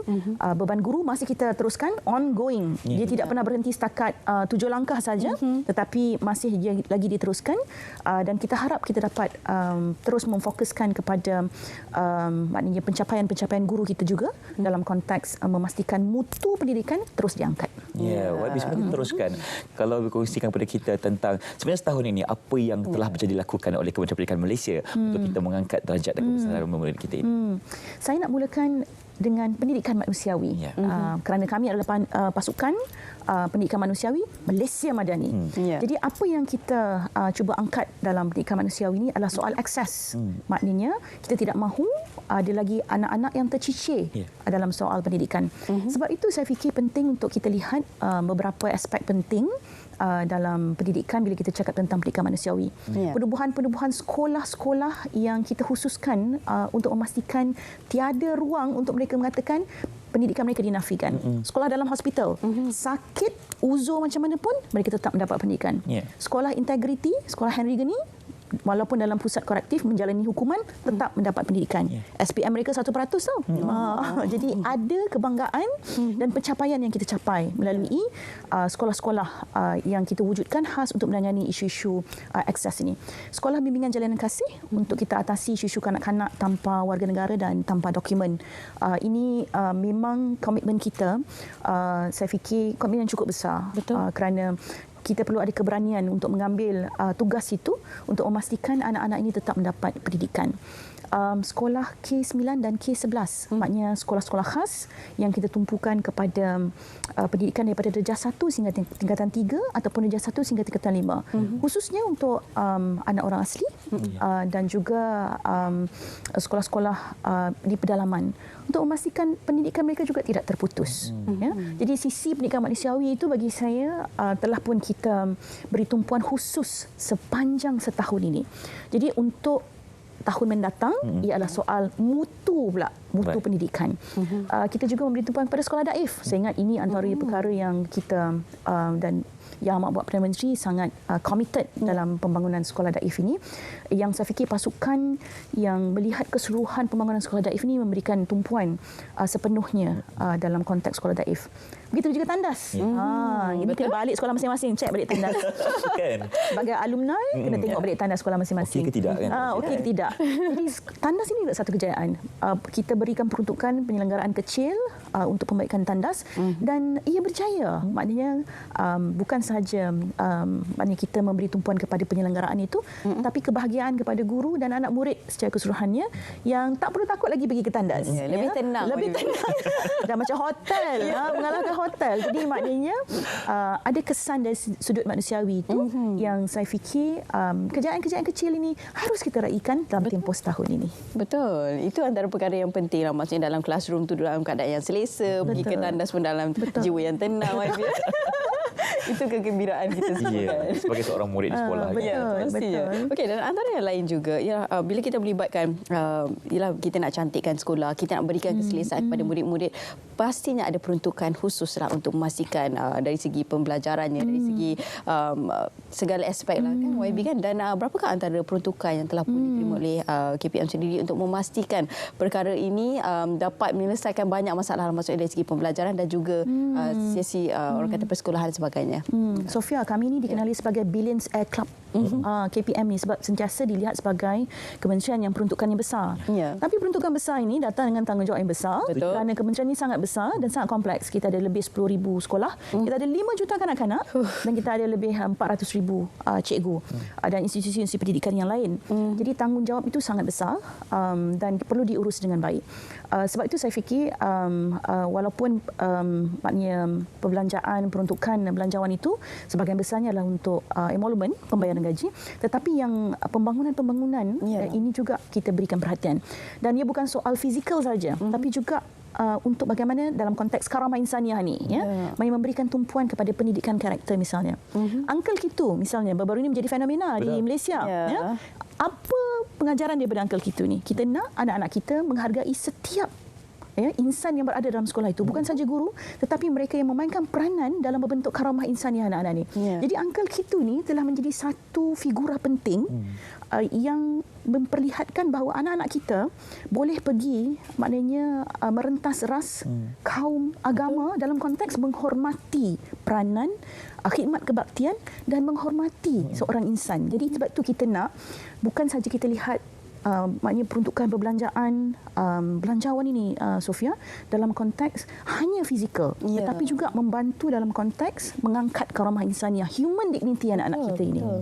Setuju Abi kan sebab di mana ialah bukan untuk kita belajar secara orang kata dari segi akademik sahaja tetapi kepribadian. Benda-benda tu orang kata perlu dibelajar dan dibentuklah dan ia juga memerlukan peruntukan dan juga memerlukan suasana yang lebih baiklah kan. Saya yakin kedua-dua maknanya baik kedua-dua pengacara pada hari ini masih ingat lagi guru mereka yang paling memberikan kesan dalam hidup masing-masing. Sampai sekarang. Betul? Bukan guru di maknanya bukan guru yang paling garang saja tetapi kan guru yang memberikan kesan. Betul. Guru-guru yang boleh kau tim dulu. Ada. Itu pun cikgu-cikgu yang kita sayang juga kan. Sebab guru ini juga mempunyai karakter berbeza-beza. Jadi bagaimana cara murid itu mendekatinya, itu yang kita akan cuba terapkan dalam diri murid-murid ini. Dan tapi juga orang-orang lain mengawal keselamatan, makcik kantin, semua memberikan kesan kepada kita. Betul, semestinya. Okey, dan Wabi, kalau kita teruskan lagi, tadi kita bercakap tentang isu tandas ni kan. Jadi apa antara langkah-langkah proaktif yang dilakukan oleh KPM sendiri untuk kita menyelesaikan masalah ini dan memberikan kesejahteraan kepada murid untuk berada di sekolah? Pada awal sebenarnya masa kita membuat perancangan untuk tandas ini, of course pastinya banyak kecaman dan juga pandangan-pandangan yang melihat kepada tandas. Kenapa tandas? Tapi selepas projek ini berjalan dengan bagi saya sangat baik, kita sudah lihat hasilnya dalam beberapa segmen yang sangat penting. Pertama adalah soal maknanya penyelenggaraan tandas itu sendiri. Yang kedua adalah bagaimana kita mendidik sikap anak-anak. Sebenarnya dalam tandas ini isunya adalah bagaimana kebertanggungjawaban menguruskan maknanya fungsi tandas itu. Dan di samping itu kita dapat melaksanakan juga peringatan-peringatan kebersihan. Sebenarnya Sofia ada satu lagi ruang yang kecil tapi orang tak perasan. Sebenarnya tandas yang baik ini adalah untuk pengurusan yang kita panggil sebagai period poverty, kemiskinan haid untuk anak-anak perempuan, untuk menguruskan haid mereka secara bermaruah. Jadi penting sisi tandas yang selesa begini ada juga maknanya kepentingan dia kepada kanak-kanak perempuan. Sebab di situlah mereka menguruskan maknanya haid mereka secara bermaruah. Kemudian saya fikir penting juga untuk kita melihat pelaksanaannya. Of course bila kita laksanakan di 8,000 sekolah kita, pasti cabarannya besar. Betul. Kelewatan, isu kontraktor, mutu dan sebagainya. Tapi saya fikir sebab kita bukan saja di peringkat KPM ataupun JPN yang melaksanakan projek ini, tetapi bersama mengarahkan sinergi kita ICU. Jadi sedikit sebanyak banyak membantu kita lah dalam memastikan projek-projek ini dapat dilaksanakan dengan baik. Di tahun hadapan kita akan mulakan pula dengan sekolah-sekolah bantuan kerajaan secara berfasa. Jadi kita dah selesai sekolah-sekolah semua di bawah Kementerian Pendidikan Malaysia. So kita akan sambung dengan sekolah-sekolah bantuan kerajaan. Jadi mudah-mudahan dengan pengalaman menguruskan 8,000 sekolah ini, projek-projek akan datang, kita akan dapat permudahkan dan percepatkan untuk keselesaan anak-anak kita. Wabi, Irfan ambil satu contoh ya. Irfan ada lihat satu petikan di laman X ya. Satu sekolah di Johor, tak silap saya, telah membuat satu tandas yang tiada pintu. Maksudnya pintu masuk dia tak ada. Maksudnya kita boleh lihat keadaan dalam tandas tersebut. Dan lazimnya sebelum ini kalau kita boleh dengarkan perkara-perkara seperti buli itu berlaku dalam tandas yang tertutup. Jadi bila menjadi kalau sekolah itu membuat satu tandas yang tiada pintu, memudahkan kita untuk melihat suasana sana. Jadi boleh mengurangkan possibility untuk berlakunya kes-kes buli di sekolah. Boleh kongsikan juga. Saya fikir itu salah satu segmen lah yang mungkin barangkali kerana ada autonomi di sekolah. Jadi pentadbir memilih untuk membuat tandas secara terbuka. Tapi ada banyak mungkin dia ada banyak ruang. Sekolah ni bergantung pada ruang juga, Irfan. Kita kena consider juga ruang-ruang yang ada. Tapi itu maknanya komitmen daripada pentadbir sekolah. Sebab tu saya kata tadi, tandas ini dia juga memberikan ruang kepada kita melihat kepada bagaimana komitmen pentadbir sekolah. Bagaimana dia nak sediakan ruang yang selesa, memastikan ruang tandas itu menjadi ruang yang benar-benar dapat memberikan juga memenuhi sebahagian daripada proses pendidikan anak-anak. Jadi itu satu, Irfan, tandas terbuka. Kita belum bercakap lagi tentang tandas-tandas yang luar biasa ni yang memang menepati yang kita sebut sebagai tandas yang first class lah, ya. Persis hotel.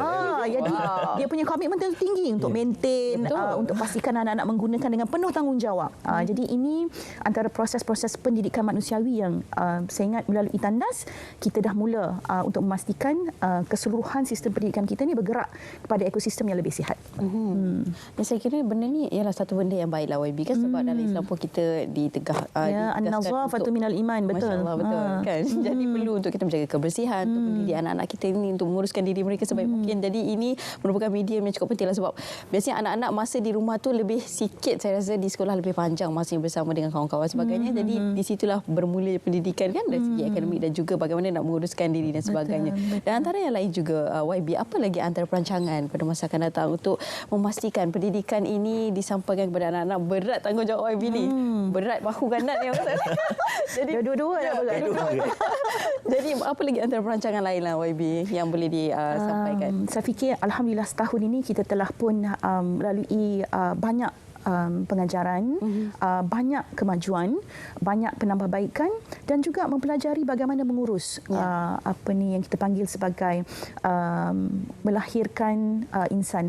Kalaulah maknanya pendidikan ini semudah kita sebut sebagai ada kilang kita cetak manusia. Dah lama saya cetak dah kan. Betul. Tetapi pendidikan itu tidak begitu. Pendidikan ini adalah proses, ya. Proses, jadi dia ambil masa. Ada sebab itu bila kita sebut tentang kembali kepada falsafah pendidikan kebangsaan, untuk kita lahirkan anak-anak yang potensinya secara holistik, jasmaninya, rohaninya, emosinya, spiritualnya. Jadi proses ini akan terus kita tempuhi bersama. Baik, ke hadapan. Ini penting, ya. Selepas setahun, refleksinya adalah kita melihat kepada tumpuan tahun hadapan adalah kepada mutu pendidikan. Kita dah selesaikan isu akses ni. So tak ada lagi Sofia anak-anak yang kata saya tak ada ruang untuk ke sekolah. Kita tak nak dah dengar begitu. Kerana hari ini semua anak-anak kita bersekolah. Baik. Betul. So mutu pendidikan ni maksudnya apa? Bukan makna pendidikan kita ni teruk sangat, tidak. Maknanya kita belum berpuas hati dengan pendidikan yang ada. Maknanya kita nak tambah baik lagi. Jadi tahun hadapan kita akan mulakan dengan beberapa siri penting. Maknanya minggu ini sahaja kita akan ada beberapa sesi bercakap tentang masa depan pendidikan negara, ya, masa depan pendidikan Malaysia ini yang kita akan susuli dengan jerayawara. Maksudnya roadshow, pergi ke negeri-negeri dan minta sesi libat urus bersama dengan pemegang-pemegang taruh pendidikan untuk bercakap dan membincangkan bagaimana mereka mahu lihat masa depan pendidikan Malaysia. Itu yang pertama. Yang kedua, kurikulum 2027. Okey. Ini yang sedang sentiasa hangat diperkatakan tentang kurikulum ini. Kita kena ingat bahawa anak-anak kita ni bukan tikus makmal. Bila ada isu je, kita nak buat intervention, hapuskan semua atau memasukkan semua. Tak boleh. Dia ada kitaran dia. Dan kita hormat proses kitaran itu kerana anak-anak kita ni akan ada proses yang mesti dilalui dalam tempoh kurikulum itu. Ya. Jadi kurikulum 2027 sangat penting kerana ia adalah kurikulum masa depan negara dan akan mengangkat mutu pendidikan negara. Baik. Yang seterusnya adalah berkaitan dengan yang saya fikir selepas ini kita nak bagi tumpuan adalah dalam konteks yang kita panggil sebagai kesejahteraan, ya, kesejahteraan guru dan murid, ya. Kita dah kenal pasti beberapa isu dan pasti juga isu kemiskinan multidimensi dalam 7 teras yang awal ini masih lagi sedang kita tangani. Kalau yang Amat Berhormat Perdana Menteri untuk negara, dia kata noktahkan kemiskinan. So, dalam konteks Kementerian Pendidikan, noktahkan akses pendidikan, kemiskinan akses pendidikan ini. Jadi kemiskinan multidimensi ni, Irfan, kita tak bercakap tentang kemiskinan pendapatan saja. RM1 saja. Kita ada kemiskinan multinutrisi. Betul. Anak-anak tak cukup zat, nutrisi dan sebagainya. Ruang dan peluang juga satu jenis kemiskinan. Berapa ramai anak-anak kita yang dapat ada peluang main bola sepak semasa dia di sekolah? Berapa ramai yang ada peluang untuk menyertai pameran-pameran, pertunjukan seni dan sebagainya. So kita akan bercakap tentang peluang melalui tahun depan. Macam mana kita nak luaskan peluang kepada anak-anak kita ni untuk meningkatkan dan ansur maju mereka dan potensi mereka. Sebab itu pengukuhan kepada pentaksiran sangat penting dalam konteks pendidikan mulai tahun hadapan.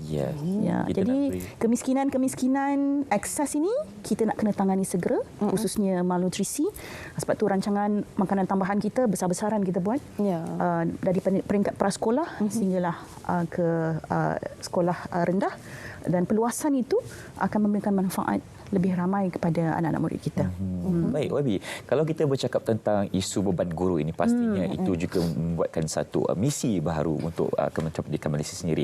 Dan dalam konteks ini, Ifan dah tahu beberapa perkara. Di antaranya, KPM telah memansuhkan antara pertandingan yang tidak memberikan impak yang besar kepada sekolah dan juga murid itu sendiri. Jadi, apa lagi langkah-langkah yang ambil oleh kerajaan, khususnya Kementerian Pendidikan Malaysia, untuk kita mengurangkan beban guru yang menjadi tunggak utama dalam pendidikan Malaysia ini? Dia sebab tu saya kata tadi, dia ongoing. Proses ini sentiasa ongoing. So 7 langkah itu untuk setahun ini kita dah tengok apa penambahbaikan yang boleh kita laksanakan. Tahun hadapan maknanya beban guru ini akan tertumpu kepada kesejahteraan guru, the well-being of the teachers, kesihatan mental, kesihatan mereka secara keseluruhan, kemudian hubungan mereka dengan pentadbir. Ini semua adalah kesejahteraan dalam konteks mengurangkan beban guru yang mesti kita laksanakan. Begitu juga apabila kita laksanakan pendidikan digital, maknanya dasar pendidikan digital ini, kita juga harus bercakap tentang bagaimana dasar pendidikan digital ini boleh memberikan kesan kepada beban guru. Maknanya bagaimana guru mengoptimumkan dengan maknanya keupayaan digital ini untuk mengerus kelas mereka secara lebih efektif, secara kita panggil secara open class, dan juga menggunakan sinergi-sinergi yang ada bagi memperkukuhkan dasar pendidikan digital. Jadi pengurangan beban guru ini juga terkait rapat dengan dasar pendidikan digital. Wah, seronok. Yakin ke tak ni? Yakin. Kena yakin dah setahun dah ni. Kita memang kena yakin tentang apa yang dilakukan oleh kementerian khususnya. Patut kita ambil cakna dan kita sama-sama memahami tentang misi dan visi kementerian. Betul. Sebab Irfan dan Sofia adalah pemegang taruh, maknanya akan datang ada anak-anak yang akan masuk sekolah. Jadi kami kena jaga pemegang taruh kami ni kena awal lagi supaya yakin dengan sistem pendidikan yang kita ada, insya-Allah. Semestinya YB.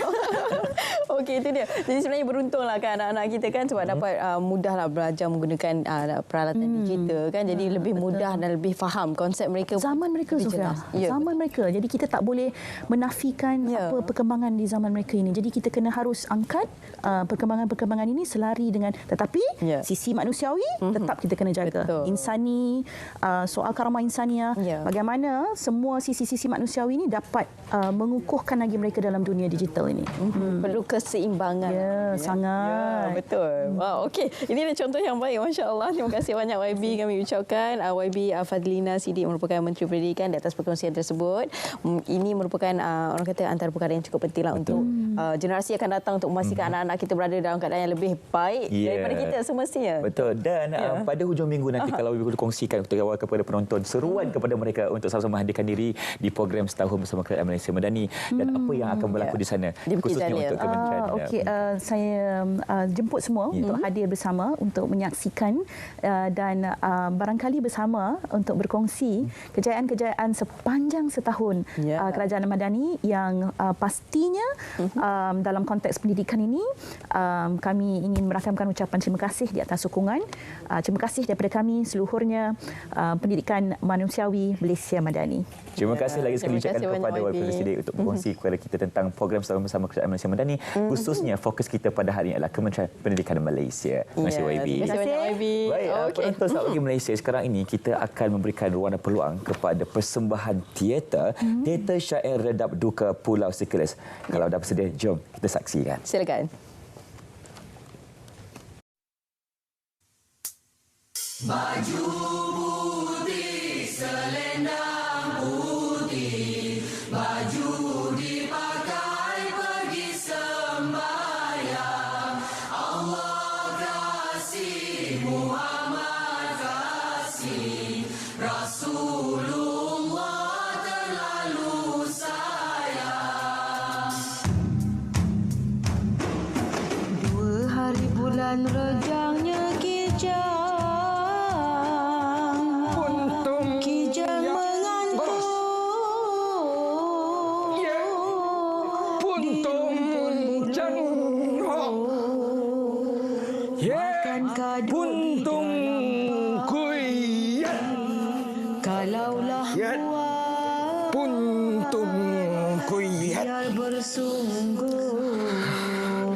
Jagung gembah, pasti mati.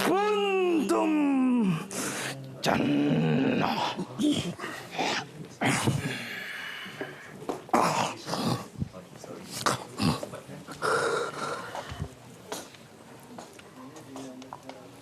Assalamualaikum.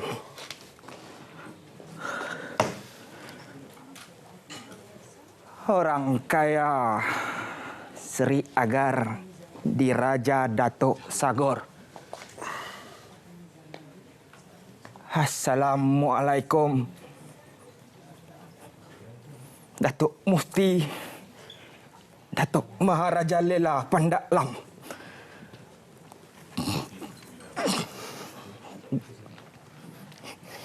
Ya, mereka bakal kemari. Dan Puntum telah pun bersedia, Datuk. Kali ini, kalaupun Pasir Salak bakal menangkun darah pahlawannya sendiri, Melayu tidak akan sekali berundur dan gentar. Tak gentar beliung memandang kampas tersergam tinggi Datuk Sagor. Sekalipun darah kita bertakung,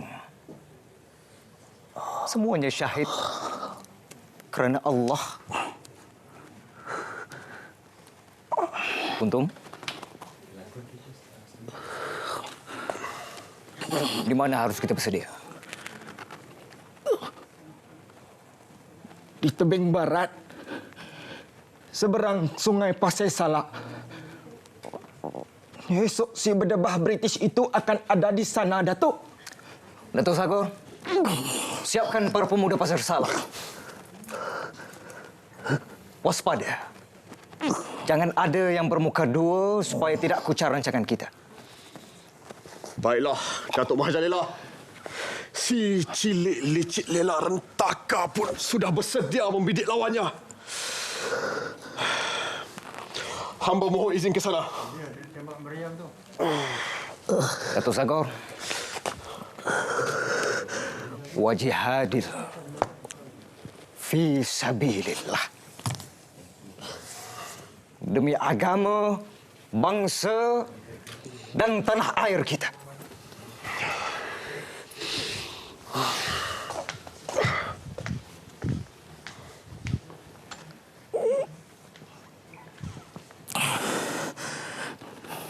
Datuk Maharaja Lela,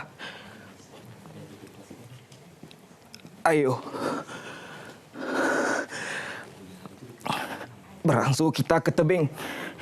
Sementara fajar belum mula menjengah. Kalau malam, risau hamba berarak ke sana, Datuk.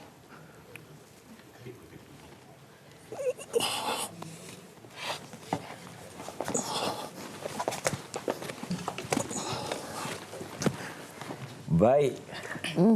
Itulah dia pementasan teater syair Redap Duka Pulau Seychelles. Ya. Okey. Dan seterusnya Sophie, kita cukup berbesar hati juga pada pagi ini kerana kita bersama dengan penulis skrip dan juga pengarah teater ini iaitu Puan Syahidatul Munirah. Selamat pagi. Okey. Dan kita menjemput lagi dua pelakon utamanya. Bawa apa tu risau nak tanya tu nama apa yang dibawa tu sebenarnya. Silakan. Okey, silakan. Okey, ini pelakon-pelakon kita. Mungkin sudah kenalkan dulu. Ya, kita ada Fahmi Zamari selaku pelakon dan juga Abra Ashraf juga merupakan pelakon. Assalamualaikum. Waalaikumsalam. Okey. Kita dapat rasa perjuangan di negeri Perak ketika ini kan. Itu yang dibawakan oleh teater syair Redap Duka Pulau Seychelles ini. Dan kalau sebagai penulis skrip dan pengarah teater, kenapa memilih orang kata apa genre dan juga pencitraan seperti ini? Ya, baik. Selama saya menulis juga, saya memang menulis karya-karya berbentuk sejarah. Okay. Dan untuk tahun ini, sebab tahun lepas saya ada menulis teater syair juga, tapi tentang sejarah Patani dan hubungannya dengan kerajaan Pahang. Tapi untuk tahun ini, Puan Julia dari Dewan Bahasa dan Pustaka minta untuk pentaskan sejarah negeri Perak pada 16 September sempena Hari Malaysia. Jadi waktu tu sebenarnya saya pun baru tahu nama Pulau Seychelles ni. Sebab waktu tu saya macam menggali cerita-cerita sejarah dan memang kita tahu cerita Datuk Maharaja Lela dari kita Sebab sekolah dalam lagi. sejarah pun tak ada nama Pulau Seychelles. Betul. Tapi Datuk Maharaja Lela dan pemberontakan Melayu ke atas Presiden British JW Bush tu banyak ceritanya. Sebenarnya usai Datuk Maharaja Lela, si Puntum dan Datuk Sagor dibunuh kerana memberontak dan membunuh JW Bush.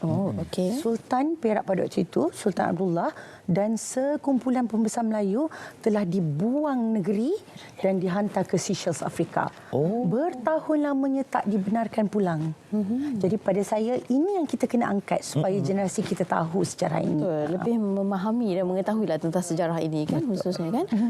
Dan mungkin boleh kongsikan juga watak-watak muka tu. Wow.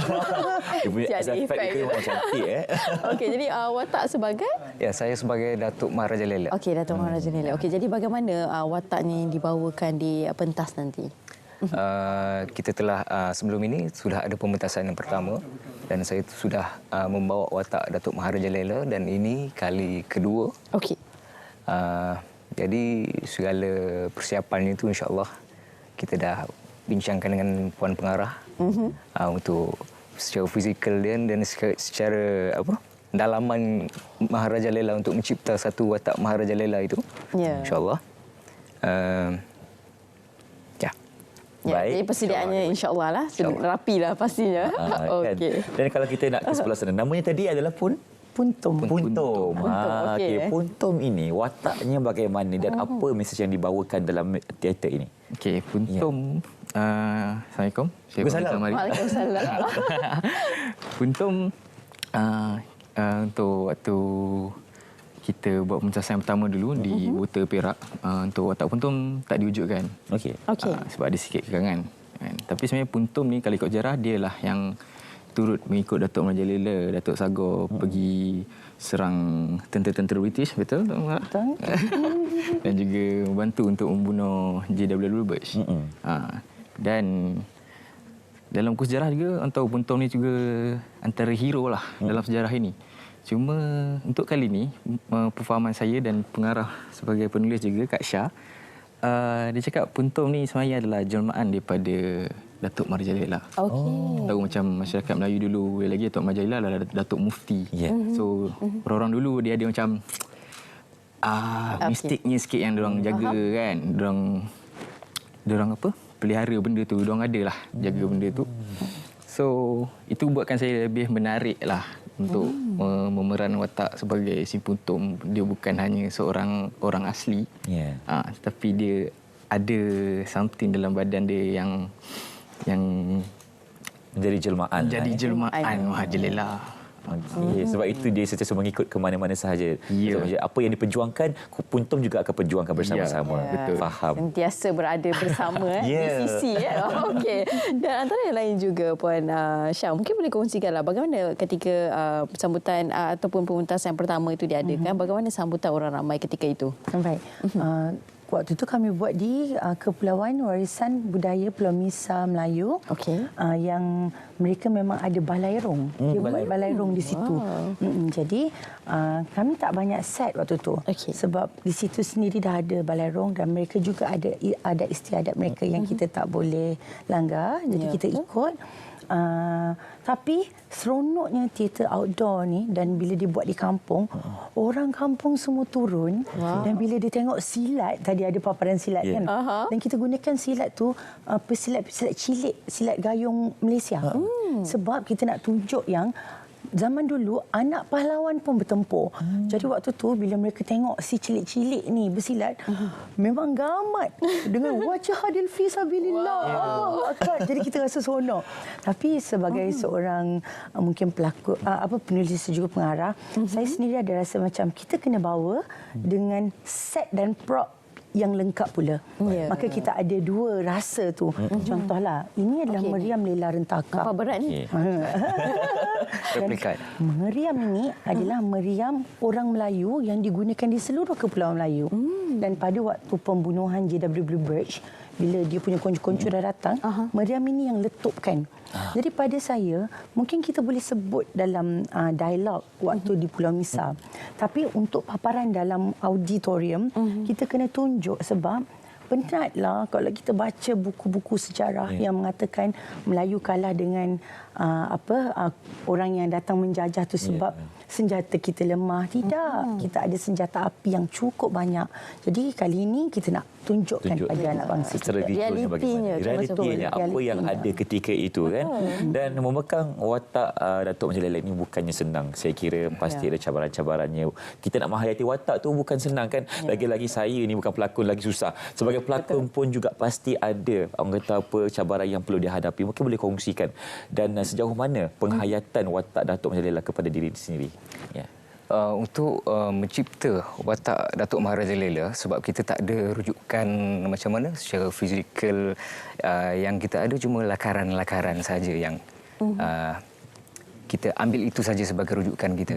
Tapi untuk pembinaan dalaman Datuk Maharaja Lela itu, saya merujuk dengan puan pengarah saya, dengan kita buat beberapa kajian yang mengatakan dia adalah seorang mufti dan dia ada diberikan kuasa untuk memancung tanpa bersoal, tanpa bertanya. So nak katakan dia sebagai seorang mufti yang memang mahir dengan undang-undang. Dia sangat mahir dengan tugasan dia yang diamanahkan pada dia itu, kepercayaan yang diberikan pada dia itu. Dia boleh memancung tanpa bersoal. Jadi kita nak macam mana kita nak apply benda itu dalam diri kita untuk nak wujudkan Datuk Maharaja Lela itu.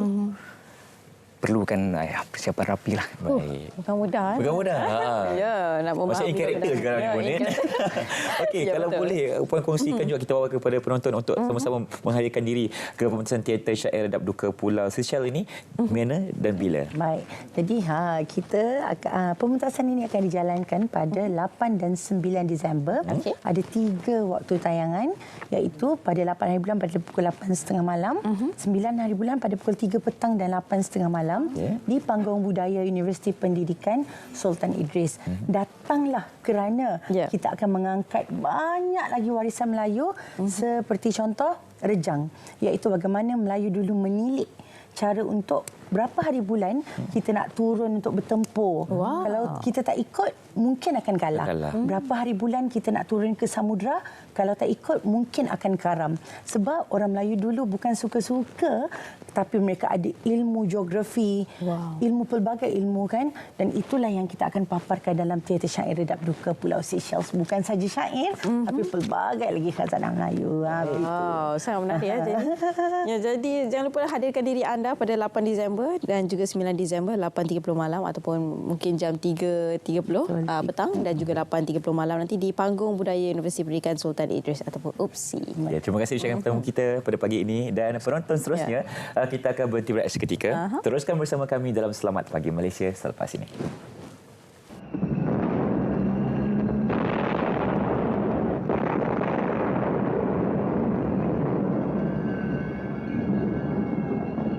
اللهم إنا نجعلك في نحور أعدائنا ونعوذ بك من شرورهم اللهم بدد شملهم وفرق جمعهم وشتت كلماتهم وزلزل أقدامهم وسلط عليهم كلبا من كلابك يا قهار يا جبار يا منتقم يا الله يا الله يا الله اللهم يا منزل الكتاب يا مجري السحاب يا هازم الأحزاب اهزمهم اهزمهم اهزمهم وانصرنا عليهم. Ya Allah, kami letakkan kamu di batang leher musuh-musuh kami dan kami berlindung denganmu dari kejahatan mereka. Ya Allah, hancurkan kumpulan mereka Ya Allah pecahkan pakatan mereka, Ya Allah leburkan pendirian mereka, Ya Allah musnahkan langkah mereka, cengkamkan anjing-anjingmu kepada mereka.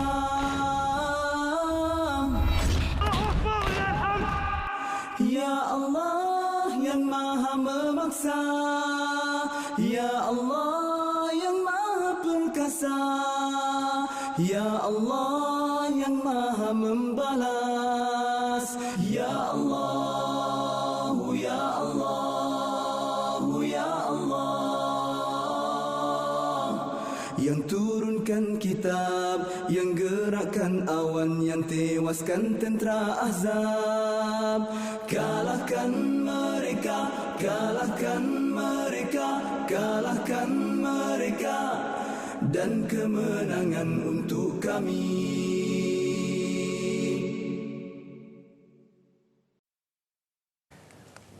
Baik, kembali bersama kami dalam Selamat Pagi Malaysia bersama Irfan dan juga Raja Sofia. Seterusnya penonton, kita bawakan kepada anda tentang Karnival Barangan Malaysia tahun 2023. Bersama siapa, Sofia? Ya, bersama dengan kita saya kenalkan iaitu Dato' Roziah Abudin, merupakan Timbalan Ketua Setiausaha Pembangunan Perdagangan Dalam Negeri, Kementerian Perdagangan Dalam Negeri dan Kos Sari Hidup KPDN. Assalamualaikum, Dato'. Waalaikumsalam warahmatullahi wabarakatuh. Sihat, Dato' ya? Alhamdulillah. Sihat. Alhamdulillah. Pagi ini kita nak membicarakan tentang Karnival Barangan Malaysia yang akan berlaku tak lama lagi, dan ini merupakan satu inisiatif oleh KPDN sendiri untuk kita membawa barangan Malaysia ke tahap yang lebih baik. Jadi kalau boleh Datuk kongsikan juga kepada kita tentang inisiatif ini. Okey, terima kasih kepada Irfan dan juga Sofia dan juga pihak RTM kerana peluang yang diberikan kepada KPDN. Sebenarnya Karnival Barangan Malaysia ni dia merupakan salah satu inisiatif di bawah kempen Beli Barang Malaysia. Kita bukan buat karnival sahaja. Sebenarnya dalam kempen ini apa yang kerajaan telah buat untuk membantu produk tempatan adalah kita membawa produk tempatan ke dalam segmen peruncitan tempatan kita. Kita tempatkan banyak produk-produk kita dalam pasaraya, hypermarket, pasaraya besar dan sebagainya. Dan inisiatif itu telah membawa kepada nilai jualan yang hampir 2.7 bilion. Okay? Produk tempatan saja. We are talking about produk tempatan saja. Dan kita juga bawa produk tempatan kita dalam platform talian. Dalam talian juga kita dapat mencapai lebih kurang dalam 3 juta jualan dalam platform talian itu. Dan kita tak boleh larilah apabila kita bawa kepada pasaran itu, kita kena promote juga. Betul. So promote ini yang tadi Irfan cakap tu melalui karnival salah satunya. So Karnival Barangan Malaysia 2023 ni merupakan kemuncak lah kepada inisiatif kempen kami yang kami akan jalankan daripada 13 sampai 17 Disember 2023 ini, dan akan perasmiannya akan dibuat pada 14 Disember oleh yang amat berhormat Perdana Menteri kita Datuk Seri Anwar Ibrahim. Okey, dan antara yang lain juga, Datuk, apa antara objektif pelaksanaan Karnival Barangan Malaysia 2023 ini, Datuk? Okey, untuk objektif, sebenarnya objektif yang paling utama adalah kita nak memberi kesedaran kepada rakyat kita di luar sana bahawa produk kita ni sebenarnya produk dia bermutu tinggi. Betul. Setanding dan ada produk-produk kita yang lebih baik daripada produk-produk luar negara. Dan satu faktor yang paling utama, walaupun kualiti itu kita tak berkompromi dengan kualiti, tetapi harganya amat kompetitif. Harganya kadang-kadang you boleh dapat harga yang murah, lebih murah, tapi kualiti itu lebih baik. Betul. Jadi sebagai pengguna, kalau saya tanya pada Irfan dengan Sofia, you nak beli barang yang sama kualiti dengan harga yang mahal ataupun kita nak beli harga yang murah? Of course yang murah. Of course kita nak beli harga yang murah. Jadi melalui karnival ni sebenarnya apa yang kita nak buat? Kita nak tunjuk pada pengguna, bila kita pergi itu, kita tahu oh ini rupanya produk Malaysia. Kadang-kadang bila kita pergi itu kita tak tahu pun, selamanya selalu membeli tapi tak tahu pun sebenarnya itu sebenarnya produk Malaysia. Itulah antara objektif utama apa yang kami nak capai lah melalui Karnival Barangan Malaysia ni. Untuk kita mendekatkan diri masyarakat kepada penggunaan barangan tempatan sendiri buatan Malaysia. Betul. Support kan? Support lokal. Baik, Datuk, kalau kita nak kongsikan kepada penonton sepanjang tempoh karnival itu nanti, apa antara pengisian menarik yang kita bawakan kepada masyarakat? Okey, kalau kita datang nanti ke karnival itu, kita ada pameran dan juga jualan, boleh datang dan membeli. Ada ramai penjual-penjual, seller yang akan datang. Itu yang pertama. Yang kedua juga untuk kita punya pengusaha-pengusaha produk ini, kita akan bawa potential buyer. untuk padanan perniagaan itu. Ada potential buyer daripada peringkat hypermarket ataupun pelabur daripada luar negara juga boleh datang untuk tengok produk-produk kita. Mereka boleh mendapat pasaran yang lebih luas. Itu yang kedua. Dan ketiga, kami ambil kesempatan ini juga untuk membuat advokasi kepenggunaan kepada rakyat. Kita nak beritahu rakyat apakah hak-hak mereka sebagai seorang pengguna, dan juga yang lain-lain itu kita ada selingan lah. Kalau kita pergi kepada segmen fashion sebagai contohnya, kita buat fashion show di situ. Kita ada designer yang akan tunjukkan fashion tempatan ni, dan dia boleh buat fashion show terus di situ. So boleh tengoklah banyak aktiviti kebudayaan juga kita bawalah dalam Karnival Barangan Malaysia kita nanti. Okey, maksudnya bukan hanya sekadar makanan sahajalah, banyak barangan lain ya. Sebab kalau orang kata Barangan Malaysia ni dia bukan sektor makanan dan minuman saja. Kita akan bawa otomotif, kenderaan di situ, kita akan bawa kelengkapan rumah, ada yang boleh tengok mungkin makanan kucing. Makanan Malaysia. Ya, betul. Ada di situ, bukan saja makanan sambal ke, itu biasa kerepek kan. Bukan itu saja, fashion, baju, ada lampin pakai buang yang memang jenama Malaysia. Jadi saya sangat berharap rakyat kita dapat membuka mata dan juga datanglah untuk tengok sebenarnya apa yang kita offer kepada rakyat tempatan. Ya, produk buatan Malaysia, dan difahamkan ia bermula dengan siri jelajah KBM 2023 dan akan jelajah ke setiap negeri-negeri, Datuk. Okey. Untuk tahun ini apa yang kita mulakan, kita panggil jelajah mini Karnival Barangan Malaysia. Sebenarnya kita tak pergi ke semua, kita buat melalui zon. Zon utara, zon pantai timur, selatan, Sabah dan Sarawak. Kenapa kami lakukan jelajah ini adalah dia ke arah Karnival kemuncak pada Putrajaya nanti. Kami nak pilih barangan yang terbaik. Jadi setiap kali kita pergi jelajah mengikut zon itu, kita pilih antara produk-produk yang terbaik, iaitu yang kita akan showcasekan di Karnival Barangan Malaysia pada 13 sampai 17 Disember nanti. Jadi Datuk, kita nak membincangkan tentang Karnival yang akan berlangsung nanti ni, dan pastinya penonton hendak tahu tentang pemain industri yang akan menghadirkan diri nanti. Kalau boleh Datuk kongsikan kepada kita.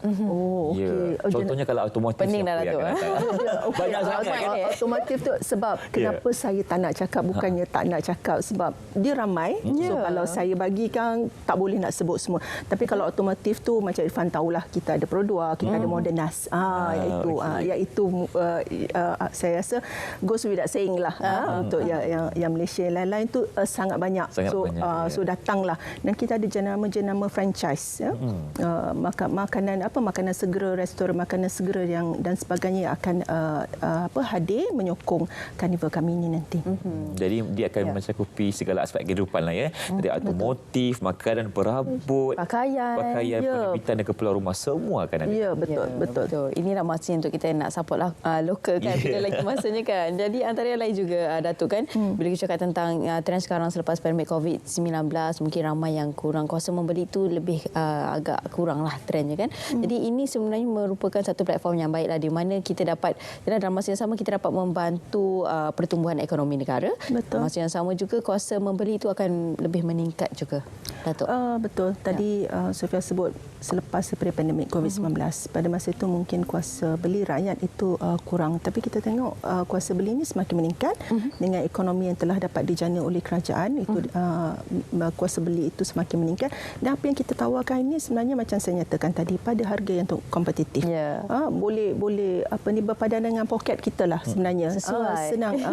Senang cakap, kita ada wang, dan kita sebagai pengguna kita nak membelanjakan wang itu pada tahap yang terbaik, yang sangat terbaik, yang pulangan itu kepada setiap ringgit yang kita beli itu kita dapat yang terbaik. Jadi ini yang kita nak tawarkan, dan sebenarnya kita nak orang datang lihat sendiri produk itu, mencetuskan minat, dan akhirnya produk kita itu jadi pilihan utama. Bila kita pergi kedai besok, kita tak cari benda lain. Pilihan utama itu cari yang itu sahaja. Jadi Datuk, kita nak kongsikan juga, mungkin kalau boleh Datuk kongsikan tentang senario kuasa pembeli barangan Malaysia setakat ini bagaimana sambutannya? Sambutannya memang sangat baik. Pada saya sambutannya sangat baik, dan kami sebenarnya bukan sahaja kepada pembeli ataupun pengguna mana di kementerian ini, sebagai mana yang ketahui namanya pun perdagangan dalam negeri, kami tidak berhenti ataupun secara berterusan untuk membangunkan produk itu. Produk kita tak boleh statik pada satu tahap sahaja. Research and development itu sangat penting untuk kita buat produk research itu supaya produk kita itu kekal berada pada kualiti yang baik dan juga dia berkembang. Di situ itu yang kami lakukan. Kita tak bolehlah selama ini terlalu berpuas hati kalau rakyat kata membeli itu. Kita tahu produk-produk lain juga akan cuba beat kita untuk berlawan dengan kita. Jadi produk itu tidak boleh statik. Itu apa yang kami akan terus laksanakan. Dan kuasa beli, macam saya katakan, kuasa beli itu berada pada tahap yang sangat baik sekarang. Cumanya kita tak nak ada statik di situ dan beralihlah sekiranya produk kita tidak berkembang ataupun pergi kepada satu tahap yang lebih tinggi. Baik, di kesempatan waktu yang ada ni, Datuk, boleh wawarkan sekali lagi untuk berlangsungnya Karnival Barangan Malaysia 2023 pada 13 hingga 17 Disember nanti, di mana? Dan boleh ajak orang ramai untuk turut. Pada 13 sehingga 17 Disember nanti, kita akan adakan Karnival Beli Barangan Malaysia 2024 di IOI Grand Exhibition and Convention Centre Putrajaya. Jom sokong dan beli, dan barang baik, barang kita. Hashtag barang baik, barang siapa? Barang kita. Terima kasih disyarkan kepada Datuk Rozi Abudin, Timbalan Ketua Setiausaha Pembangunan Perdagangan Dalam Negeri, Kementerian Perdagangan Dalam Negeri dan Kos Sara Hidup KPDN, atau perkongsian pada pagi ini Karnival Barangan Malaysia 2023 dan penonton. Jadi kita pun nak berhenti berehat dulu. Betul. Kita akan kembali lagi selepas ini bersama dengan anda. Selepas ini. Saya Anwar bin Ibrahim setelah dilantik memegang jawatan seorang Perdana Menteri, dengan sesungguhnya bersumpah bahawa saya akan dengan jujur menunaikan kewajipan-kewajipan jawatan itu dengan segala daya upaya saya, bahawa saya akan menumpahkan taat setia yang sebenar kepada Malaysia.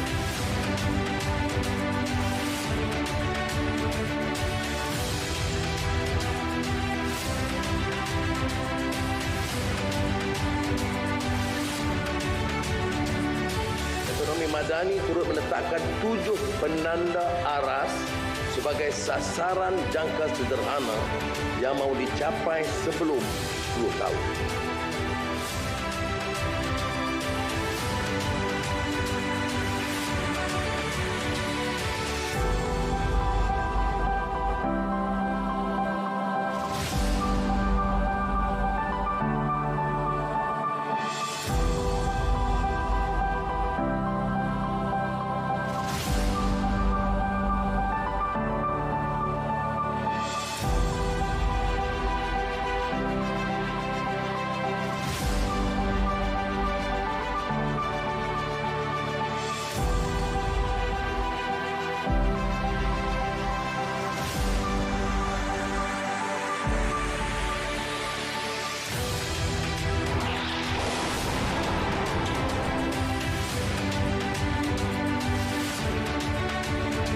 Negara yang berdaulat, yang akan pertahankan hak, yang akan perjuangkan kebebasan dan kebebasan rakyat Palestin. Hidup Palestin!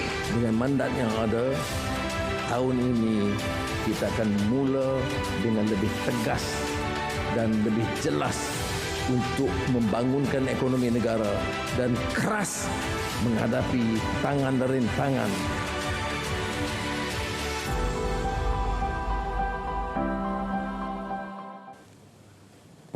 Okey, Irfan, kita ada satu lagi karnival yang akan berlangsung pada 7 hingga 9 Disember nanti.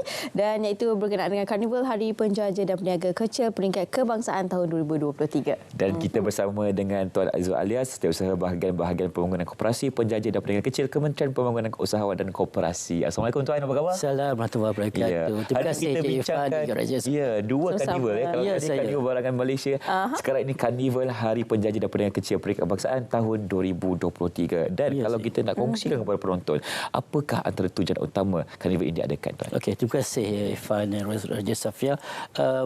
Pertamanya mengenai Karnival Hari Penjaja Niaga Kecil, kerajaan telah mewawartakan sejak tahun 1955 lagi, 18 November setiap tahun adalah Hari Penjaja dan juga Peniaga Kecil. Dan bagi itu jam berkenaan, Kementerian Pembangunan Usahawan dan Koperasi KUSKOP sebagai kementerian wewenang yang bertanggungjawab di segi menjaga kebajikan dan juga mengawal selia komuniti penjaja dan peniaga kecil ini, mengambil ikhtiar ini untuk memberikan sedikit promosi, menggalakkan, memberikan ruang yang lebih kepada penjaja peniaga kecil ini, termasuk juga memberi apresiasi penghargaan kepada mereka untuk mereka memasarkan produk dan juga lebih mengendengahkan hasil produk jualan mereka. Dan pada tahun ini KUSKOP akan mengajukan Karnival Hari Penjaja Peniaga Kecil peringkat kebangsaan ini bertempat di Pinampang, di Buhavan Square, Pinampang, Sabah pada 7 hingga 9 Disember 2023 pada minggu ini. Dan insya-Allah yang buat julung kalinya, ini buat julung kalinya Karnival penjaja dan peniaga kecil ini berlangsung di wilayah Borneo, iaitu di Sabah. Dan seperti mana pada tahun yang lalu, Karnival ini juga akan dirasmikan oleh Yang Amat Berhormat Perdana Menteri Datuk Seri Anwar Ibrahim. Okey, baik. Dan mengapa penjaja dan peniaga kecil nadi ekonomi madani dipilih sebagai tema untuk tahun ini? Satu perkara yang penting, kita harus mengiktiraf sumbangan komuniti penjaja dan peniaga kecil. Mereka ini adalah tergolong dalam kelompok sektor informal dan berdasarkan pada laporan survei guna tenaga sektor informal, selama 955,000 individu ni yang bekerja sendiri dan mereka ini juga berniaga apatah lagi selepas daripada pandemik COVID. Kita lihat bagaimana kelompok komuniti ini ibarat cendawan tumbuh selepas hujan. Mereka mencari, menubuhkan ataupun mengadakan perniagaan ini di merata di siri-siri jalan dan sebagainya. Dan satu perkara yang kita lihat, mereka kelompok ini mempunyai potensi yang besar dan dalam konteks sumbangan komuniti penjaja dalam konteks PMKS itu sendiri, kita lihat pada tahun 2022 sahaja, iaitu 38.4% sumbangan kepada KDNK negara. Dan dalam hal ini kementerian terpanggil, kita perlu mengiktiraf sumbangan mereka, kita perlu memberikan penghargaan secara langsung dan masa yang sama juga kita perlu memberi galakan kepada usahawan penjaja, peniaga kecil termasuk juga usahawan tamu ini untuk meningkatkan kualiti jualan, meningkatkan pemasaran dan juga dari segi meluaskan jaringan kerjasama perniagaan mereka. Dan inilah avenue ataupun ruang yang terbaik untuk kita mengiktiraf sumbangan mereka. Baik. Jadi Tuan Azizul, sepanjang 3 hari akan berkampung di Sabah nanti kan. Apa antara pengisian menarik yang kita bawakan kepada orang Sabah di sana? Oh, banyak sekali pastinya. Kita memang untuk menghebohkan atau memberikan ruang khususnya kepada penduduk di Pinampang sahaja. Hampir 200,000 penduduk Pinampang. Dan juga untuk memberi dan juga memberi sokongan secara langsung dan juga mengambil bahagian dalam Karnival ini. Dari segi pengisian program, kita ada aktiviti jualan, usahawan tamu, usahawan tamu. Kita ada lebih daripada 300 reruai yang akan diambil bahagian atau disertai oleh penjaja dan peniaga kecil termasuk usahawan tamu.